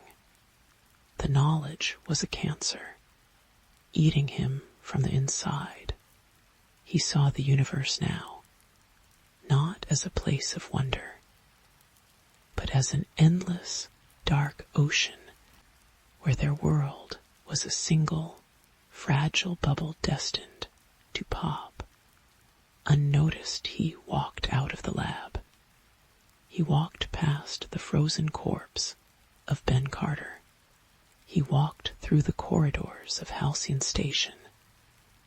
Now just a fragile tomb, adrift on an ocean of ice. He reached the main airlock. He didn't suit up.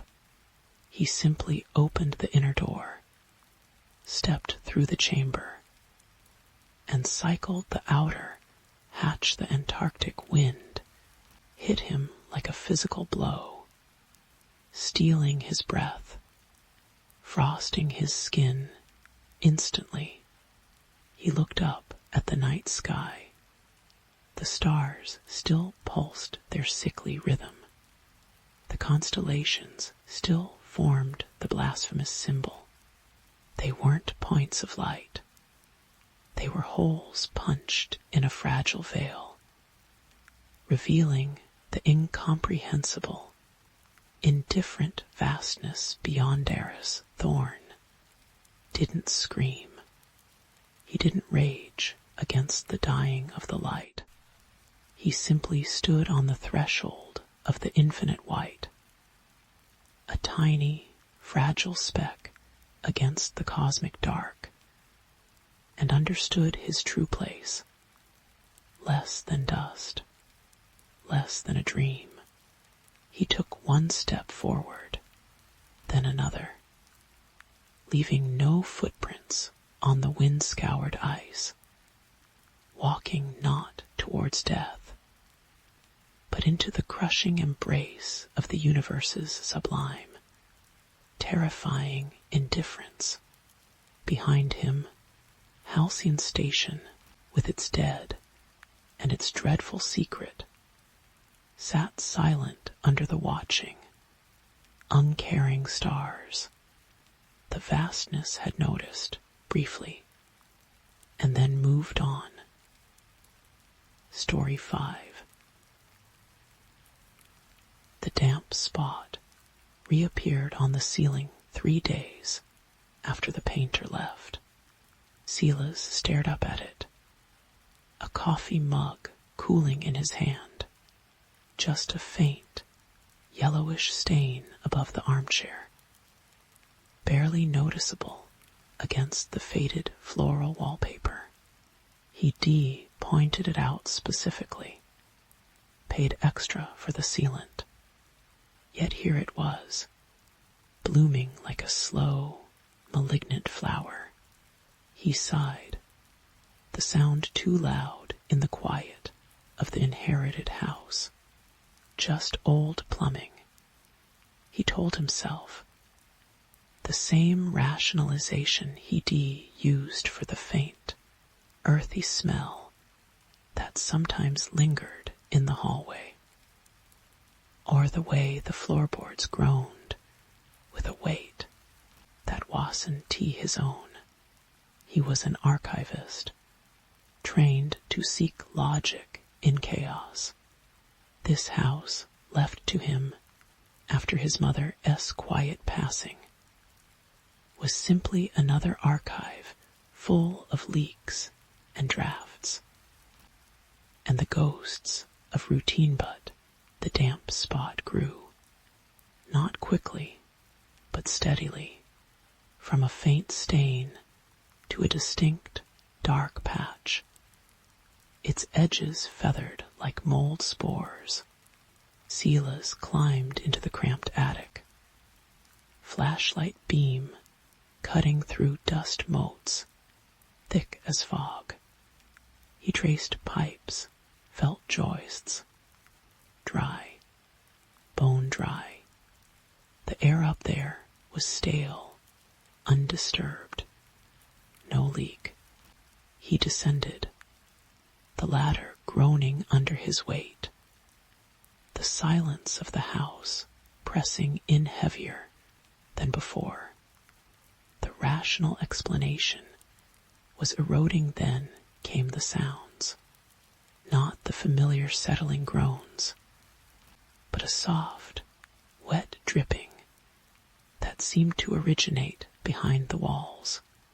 He pressed his ear against the cool plaster in the dead of night, heart hammering against his ribs, straining to locate it, but it always seemed to shift near the damp spot one moment, then echoing faintly from the direction of the unused guest room down the hall the next.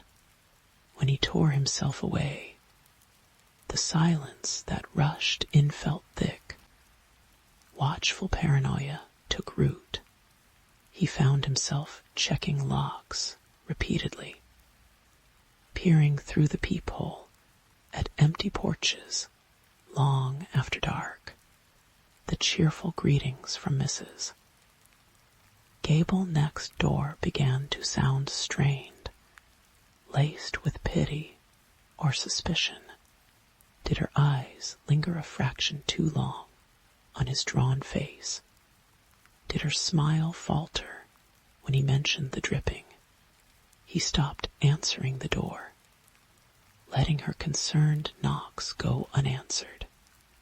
His emails to colleagues became terse, infrequent. The world outside the windows seemed too bright, too loud. A chaotic intrusion on the fragile ecosystem of dread growing within his walls. The house wasn't just leaking. It was seeping into him. The distortions began subtly. He catch a flicker of movement in the periphery of his vision, a shadow detaching itself from the deeper gloom of the hallway. He whip his head around, pulse racing, to find nothing but stillness. The smell intensified, no longer just damp earth, but something richer, older, decay, wet rot. It clung to his clothes, his hair, a constant olfactory companion. He started avoiding the room with the damp spot entirely, taking his meals at the small kitchen table, his back resolutely to the door one Tuesday. The damp spot wept, not water, but a thin, viscous fluid the color of weak tea. It gathered in a single, trembling droplet before falling onto the armchair below with a soft plink. Silas stood frozen in the doorway, nausea churning in his gut. He touched the stain on the chair's fabric. It was warm, almost body warm. The smell hit him then, a wave of putrid sweetness that made his eyes water. He fled to the kitchen, slamming the door, leaning against it, breathing hard. Insanity. A cold voice whispered in his mind. It's finally happening. Like mother. Memories of his mother surfaced, unbidden and unwelcome. Her later years, spent mostly in this house, growing quieter, paler, her eyes perpetually scanning corners. She decomplained of drafts no one else felt, whispers in empty rooms. Silas, young and pragmatic, had dismissed it as loneliness, the onset of dementia. He urged her to see doctors, prescribed pills that dulled her eyes, but never the quiet terror he sometimes glimpsed. Had he been wrong? Had she seen this?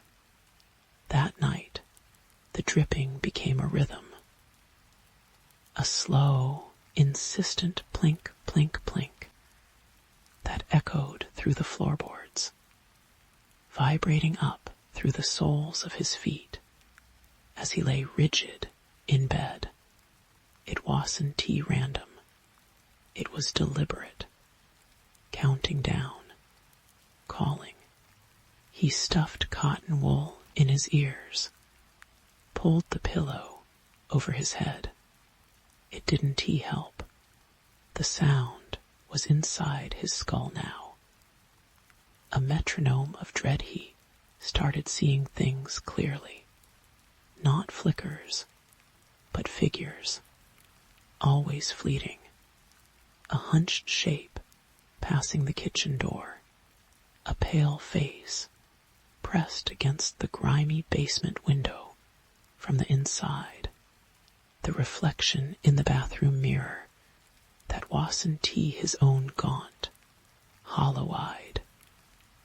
Lips pulled back in a silent snarl, vanishing when he blinked. He stopped sleeping. The house's silence during the day became oppressive. A held breath. The air felt thick, resistant, as if he was moving through viscous liquid. He stopped showering.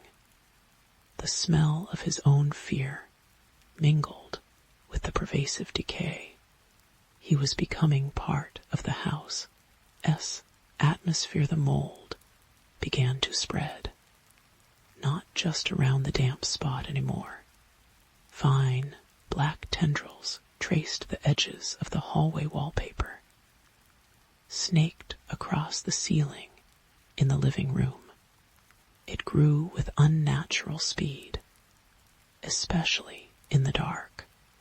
He'd turn off a light and return minutes later to find new, intricate patterns sprawling across the plaster like diseased lace. He researched frantically online. His computer screen a lone beacon in the gloom. Stachybotrys, chetomium, words associated with sickness, neurological damage, hallucinations. Yes, the rational part of him latched on. That explains it. Toxic mold, spores in the air, affecting my brain. It was a lifeline, a scientific anchor in the dissolving sea of his sanity. He bought masks. Industrial cleaners sealed the vents. He attacked the mold with frantic vigor, scrubbing until his arms ached, and his lungs burned despite the mask.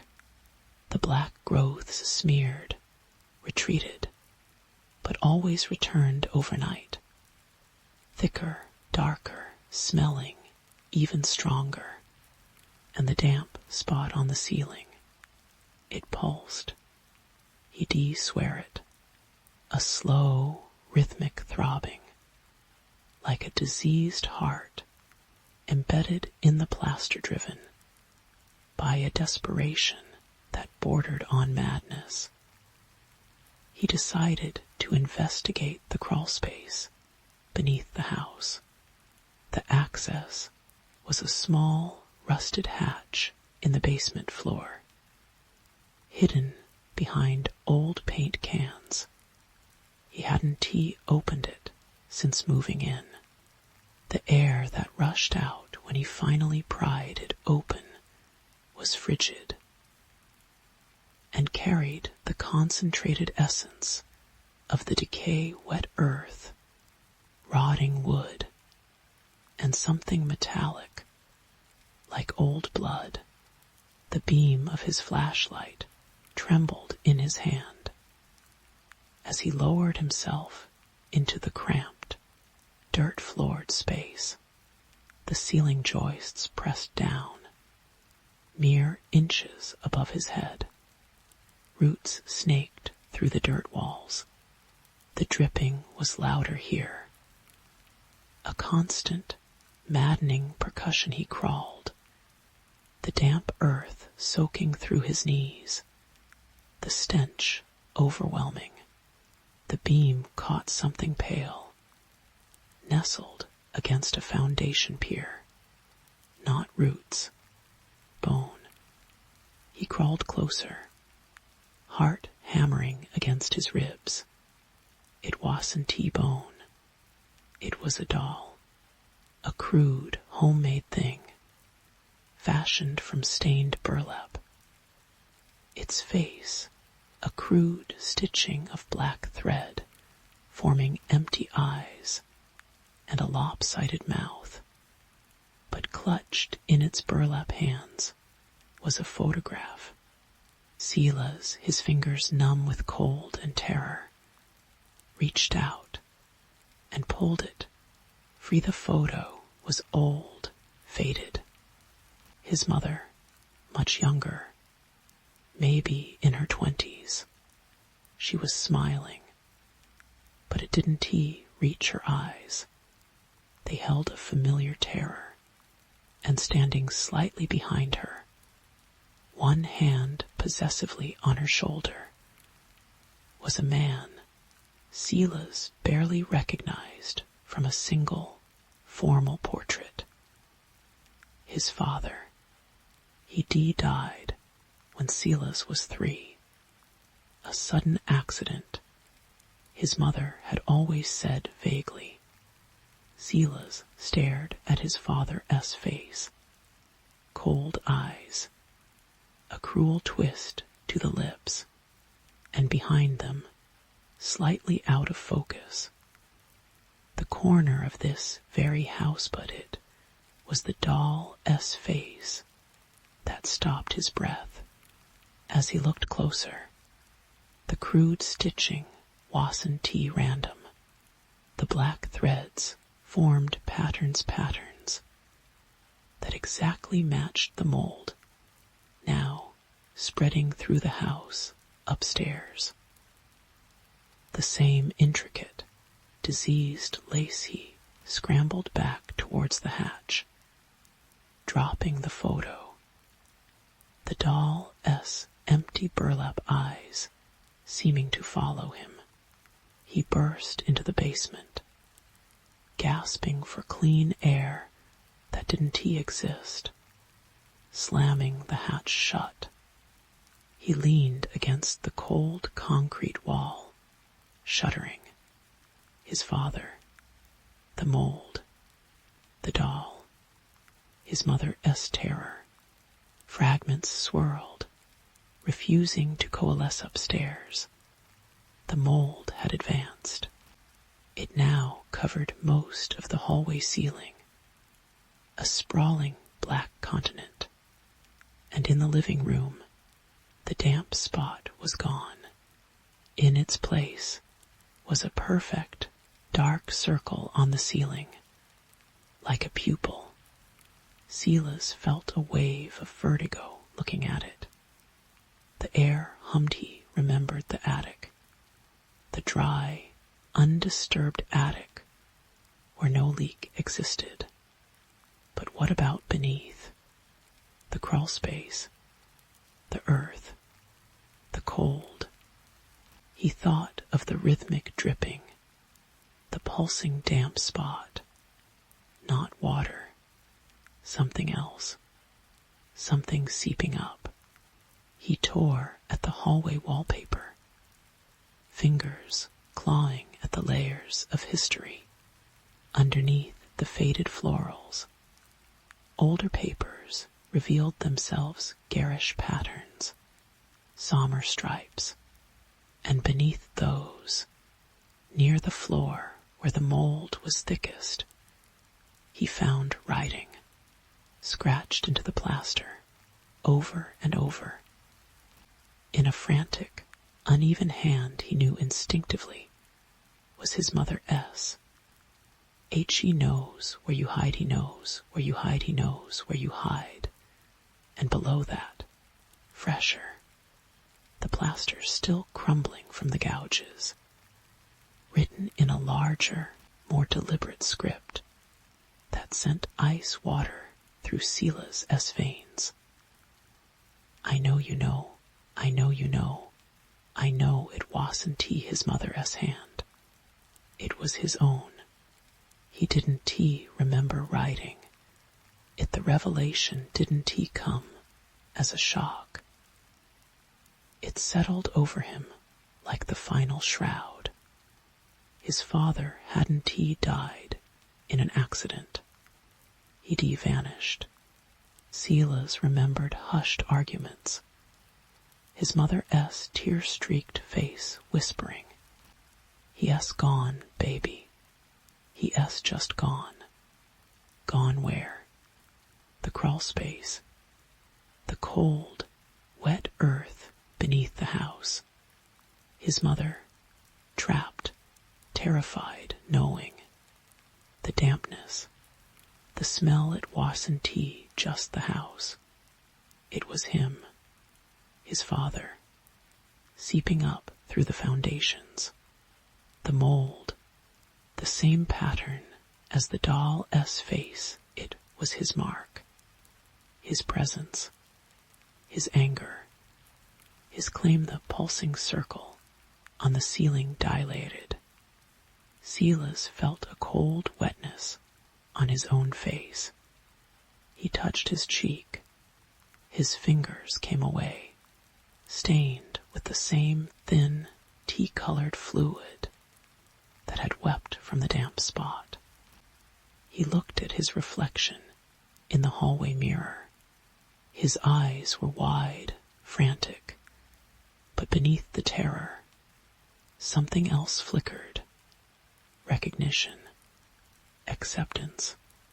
The mold patterns seemed to writhe across his reflection's skin, merging with his own veins. The dripping sound wasn't outside anymore. It was inside him, a slow, rhythmic pulse in his temples, echoing the throb in the ceiling, the smell Wasson tea just in the air. It was on his breath, in his pores. He was the damp. He was the rot. He was the thing seeping up from the dark, cold earth beneath the house, wearing his father-'s hatred and his mother-s terror like a second skin. He looked up at the dark pupil on the ceiling. It stared back, not an opening, but an eye. His eye, their eye. A low, guttural sound escaped his lips, part sob, part laugh. The line wasn't blurred anymore. It was gone. The house breathed with him. The mold was his thoughts made visible. The dripping was the beat of a heart buried deep below. Finally reaching the surface Silas, didn't he scream? He tilted his head back, letting the warm, viscous fluid seep from the corners of his eyes, tracing paths through the grime on his face. He opened his mouth, tasting the decay on his tongue, metallic and sweet. The laughter bubbled up again, louder this time, echoing through the mold-ridden halls, a sound utterly devoid of humanity. Outside, Mrs. Gable paused while watering her geraniums, a shiver running down her spine despite the afternoon sun. She looked towards Sila's house. The windows were dark. She hurried inside, locking her door firmly.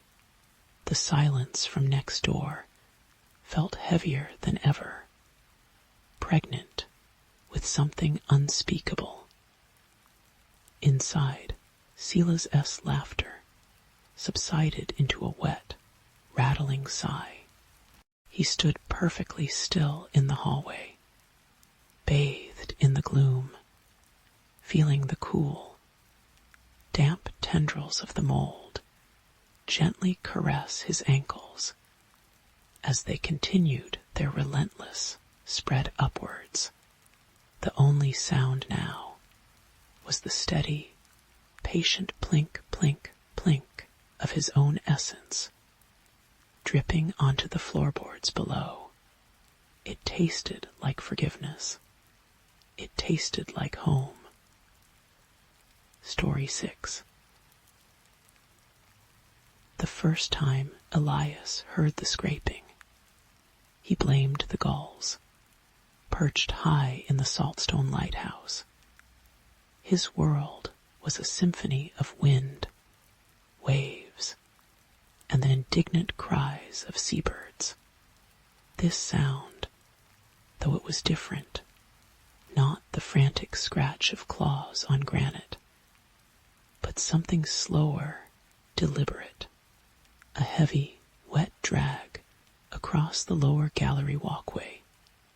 Just after sunset, he peered down with his powerful beam, sweeping the slick stone. Nothing, just rain-slicked rock, and the churning, ink-black Atlantic far below, probably just a piece of driftwood caught on the railings. He told himself, ignoring the prickle of unease on his neck. The sea played tricks on Lonely Mine's saltstone, wasn't just remote. It felt apart, a jagged fist of rock punching up from the restless ocean, miles from the nearest speck of land. Its light, a vital pulse in the treacherous Fograve Straits, was now automated. But someone still needed to maintain the aging systems, check the Fresnel lens. And sure the generators, didn't he fail? Elias, a man seeking silence after a life of clattering city noise, had volunteered. He found solace in the routine, polishing brass, checking gauges, logging weather data in his neat, precise script. The isolation was the point. Or so he thought. The scraping returned the next night, and the night after, always just beyond the reach of the beam, always accompanied by a low, resonant hum that seemed to vibrate in his teeth rather than his ears. He started taking the powerful hand lamp with him on his rounds, its beam cutting nervous swaths through the clinging sea mist. He found marks, not gull scratches, deep parallel grooves scored into the granite walkway, as if something immense and heavy had been hauled across it. They glistened faintly, even when the rock was dry, smelling faintly of ozone and brine and something else, something deep, ancient, like the mud at the bottom of an abyssal trench one afternoon. Checking the storm shutters on the lower storage level, Elias noticed the water barrels.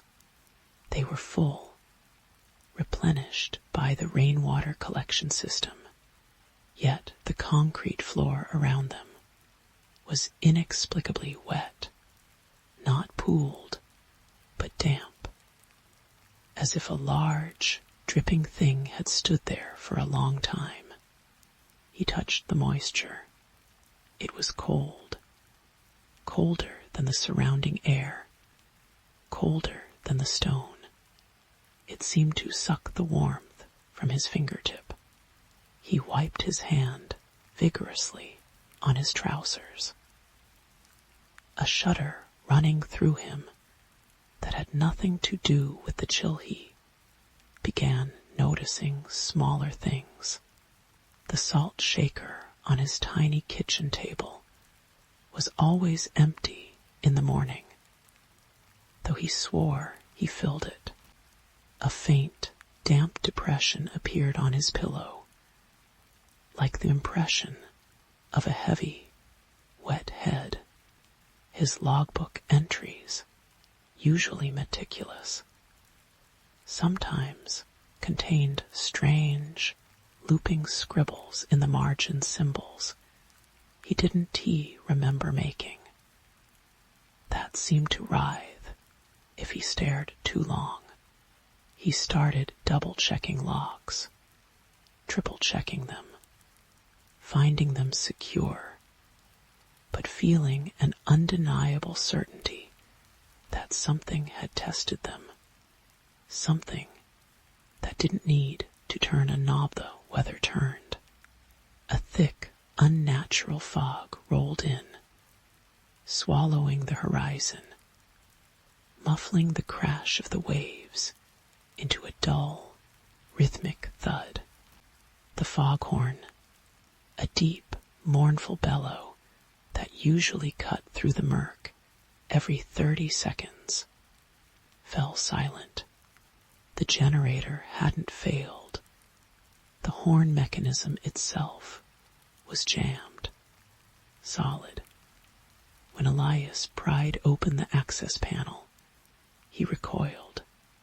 The interior was packed with thick, gelatinous strands of kelp, woven with impossible complexity around the clapper. It was still dripping with that impossibly cold seawater, and etched into the slimy metal housing, clear as day, were those same parallel grooves. Panic, cold and sharp, finally pierced his denial.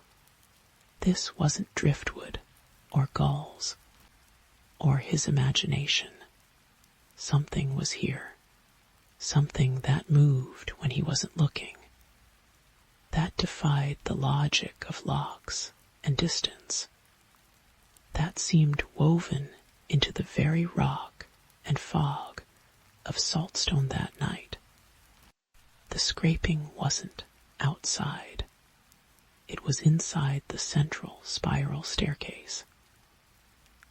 Thump, drag, moving slowly upwards. Towards him, Elias stood frozen in the lamp room. The great Fresnel lens, casting fractured rainbows on the swirling fog outside. His heart hammered against his ribs like a trapped bird. He grabbed the heavy wrench he kept for emergencies. Its cold metal offering a sliver of false comfort the sound, stopped outside the heavy iron door to the lamp room. Silence, thick and suffocating. Elias held his breath. Then came the knocking. Not a fist. It was a wet, heavy impact, like a large fish slapped against the metal. Thwap, thwap, thwap, slow, deliberate. Each impact echoed in the confined space, vibrating up through the soles of his boots. Couldn't he move? Terror rooted him to the spot. The knocking ceased. A long, agonizing silence stretched. Then a new sound, a low, gurgling inhalation from the other side of the door, like water draining from a colossal sink. It ended in a sigh that seemed to carry the weight of drowned continents. Elias knew, with chilling certainty, that it was waiting for him to open the door, or perhaps it was waiting for him to understand that the door meant nothing. He backed away, pressing himself against the cold glass of the lens housing. His gaze darted around the room, landing on his small desk. His logbook lay open, but the page wasn't blank. Scrawled across it, in water that beaded and refused to soak into the paper, were words written backwards, as if pressed through from the other side. He had to tilt his head to read them. WESEEYOUINT HELIGHTELI. As the breath left his lungs in a terrified gasp. He hadn't written that. It knew his name. It saw him. Through the lens. Through the fog. Through the very stone. He lunged for the emergency radio. Hands trembling violently. Static roared from the speaker. A chaotic white noise that resolved, for just a second, into a distorted, gurgling approximation of the foghorn S pattern, then back to static. Utterly cut off. The knocking didn't resume. Instead, he heard dripping, a slow, steady plink, plink, plink coming from the stairs below the lamp room. He forced himself to the doorway, wrench raised, and peered down the spiral staircase. The beam of his lamp caught it immediately. A single, wet boot print on the step, just below the landing. His boot print, from the pair he'd left drying by the stove downstairs. But this print wasn't pointing down the stairs. It was pointing up. Towards him his eyes followed the beam upwards, tracing the curve of the staircase. His blood turned to ice.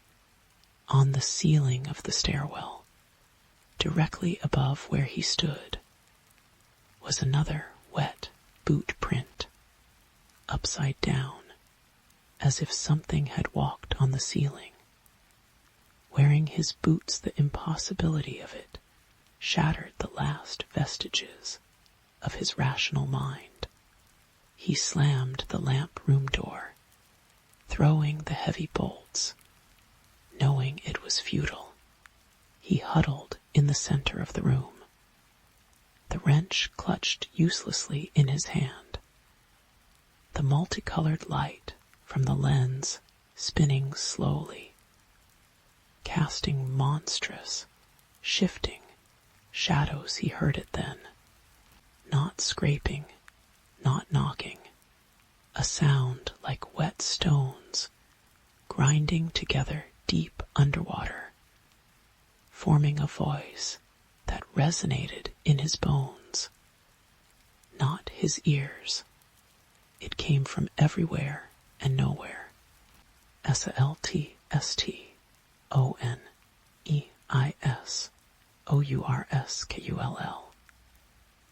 THELIGHTISOUREYE. WEHVELWYSWTCHED.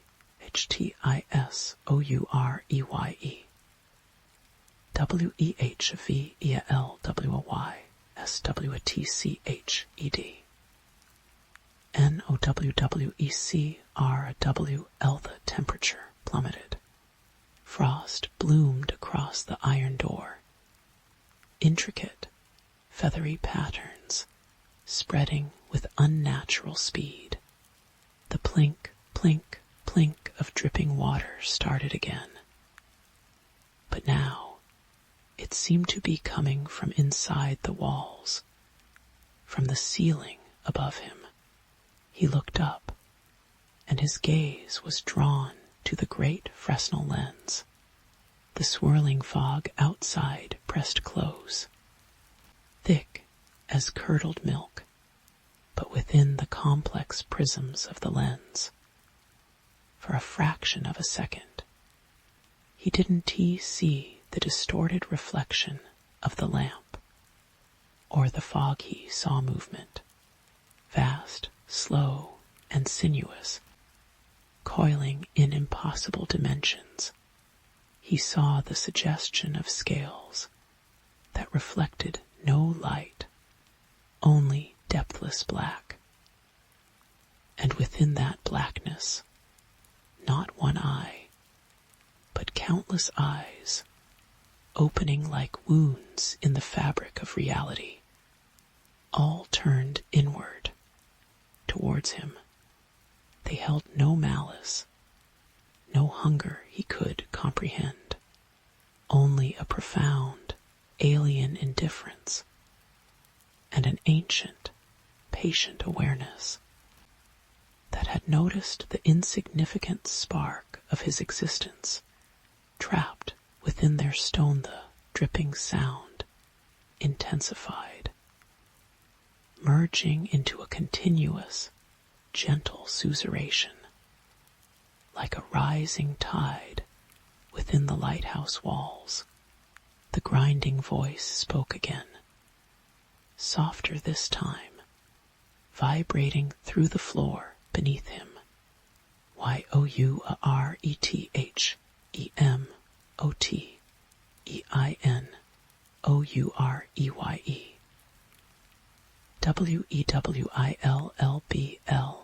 WEWILLBLINKALIAS. Understood then, with a clarity colder than the frost on the door, that saltstone wasn't a refuge. It was a mausoleum.